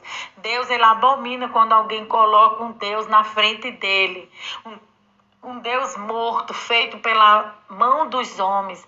Deus, ele não aceita isso. Ele é o único Deus e a gente tem que carregar ele, ter ele dentro do nosso coração. Ele quer habitar no teu coração, não é? É dentro de você que ele quer morar, fazer morada. Não é através de foto, de imagem, de escultura, nada disso. Deus não aceita esse tipo de coisa. Deus não aprova esse tipo de coisa, né? Deus é vivo, né? Deus é invisível, mas ele é vivo. Ele te vê, né? Alabra subiergue, ele te conhece, ele te observa. Ele conhece tudo da sua vida, ele conhece toda a sua existência, toda a sua história, porque foi ele que te formou, foi ele que te fez desde o ventre da tua mãe. Ele formou teus ossos, ele formou teu corpo, ele formou tua pessoa, teu intelecto, tua carne. Foi tudo ele que fez. Toda essa sabedoria, esse conhecimento que você tem, foi Deus que te deu, né? Não vem do homem, mas foi o Senhor que te deu. Então toda honra e toda glória pertence ao Senhor, e é só a ele que nós devemos se prostrar. Não devemos se prostrar diante de imagem, de escultura, nem de homens, nem de nada desse mundo, nem dos prazeres desse mundo. Se proste, né, se renda àquele que vive e reina para todo sempre, que é o Senhor dos Exércitos.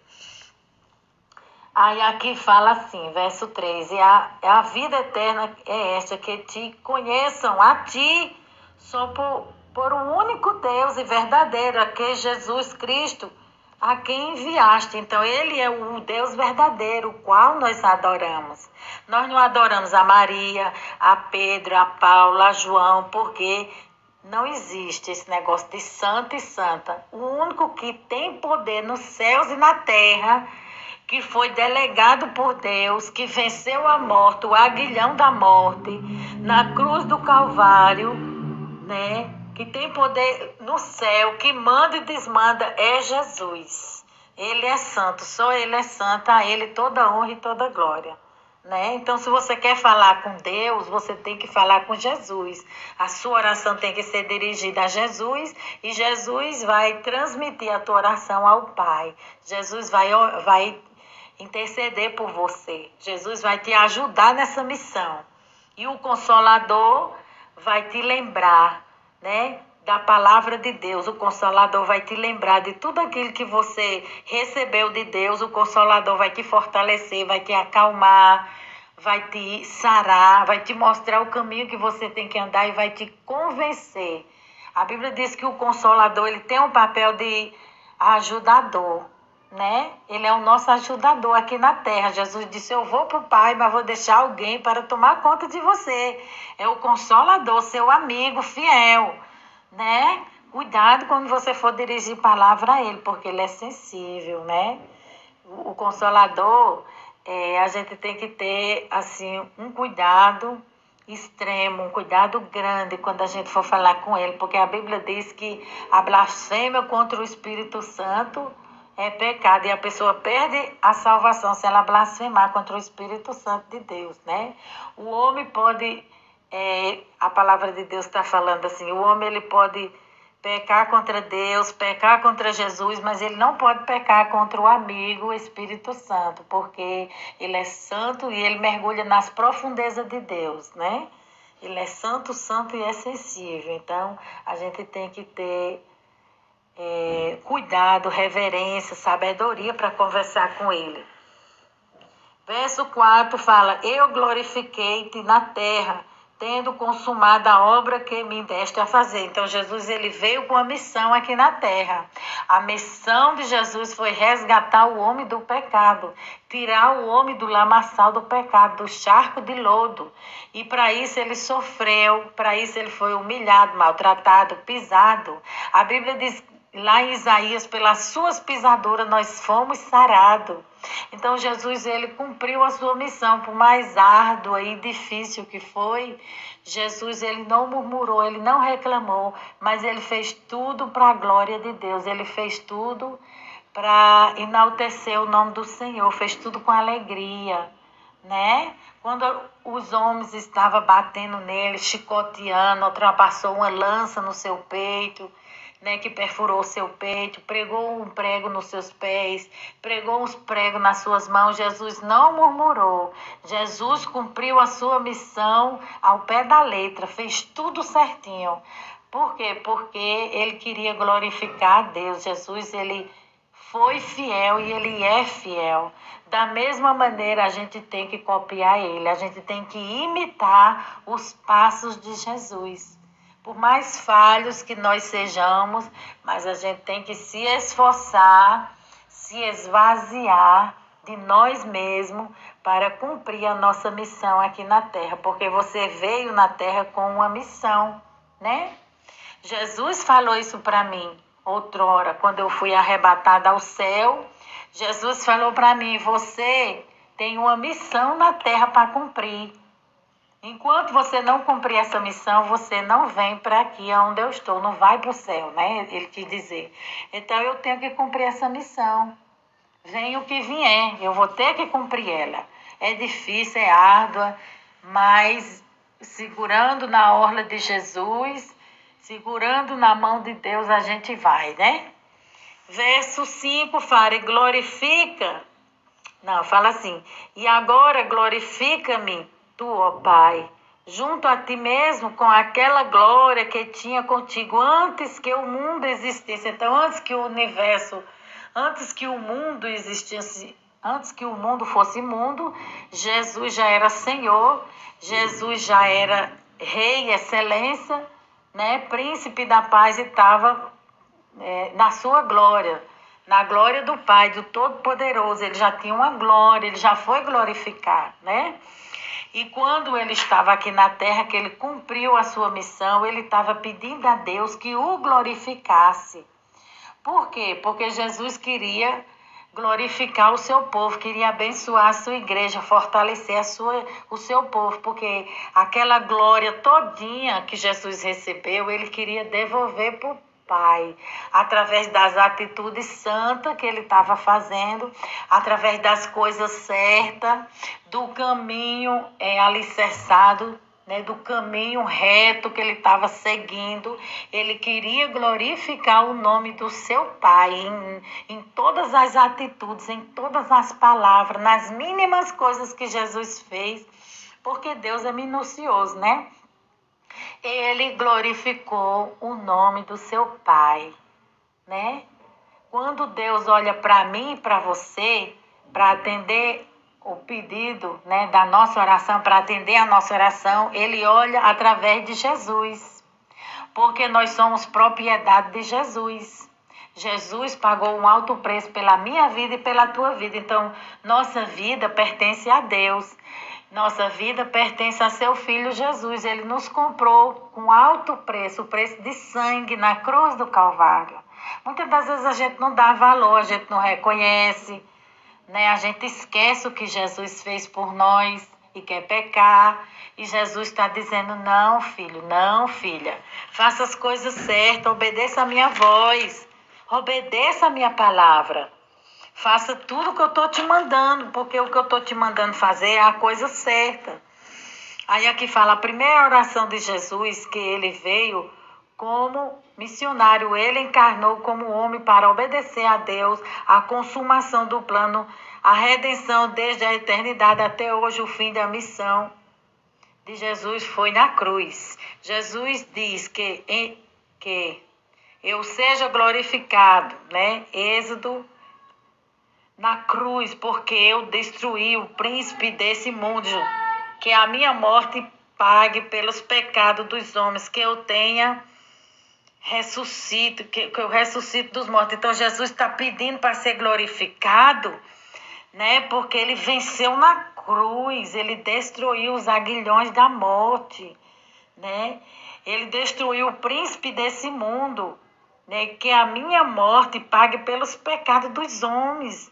Eu paguei um preço muito alto, Pai, para que tudo isso acontecesse. Então me glorifica, porque eu mandarei de volta essa glória para tu. Eu glorificarei teu nome ainda mais, para você ver como Jesus é santo e é perfeito em todas as suas atitudes, em todas as suas palavras. Que eu suba aos céus e seja coroado com aquela coroa que eu tinha antes, né? A finalidade desse pedido era glorificar a Deus, a origem do plano, porque foi efetuado Deus Pai. Por quem o plano foi efetuado? Deus Filho. O objetivo do plano, a glória de Deus, o centro de tudo é Deus Pai, né? Então, tudo aconteceu para a glória de Deus Pai. Deus Filho glorificou Deus Pai.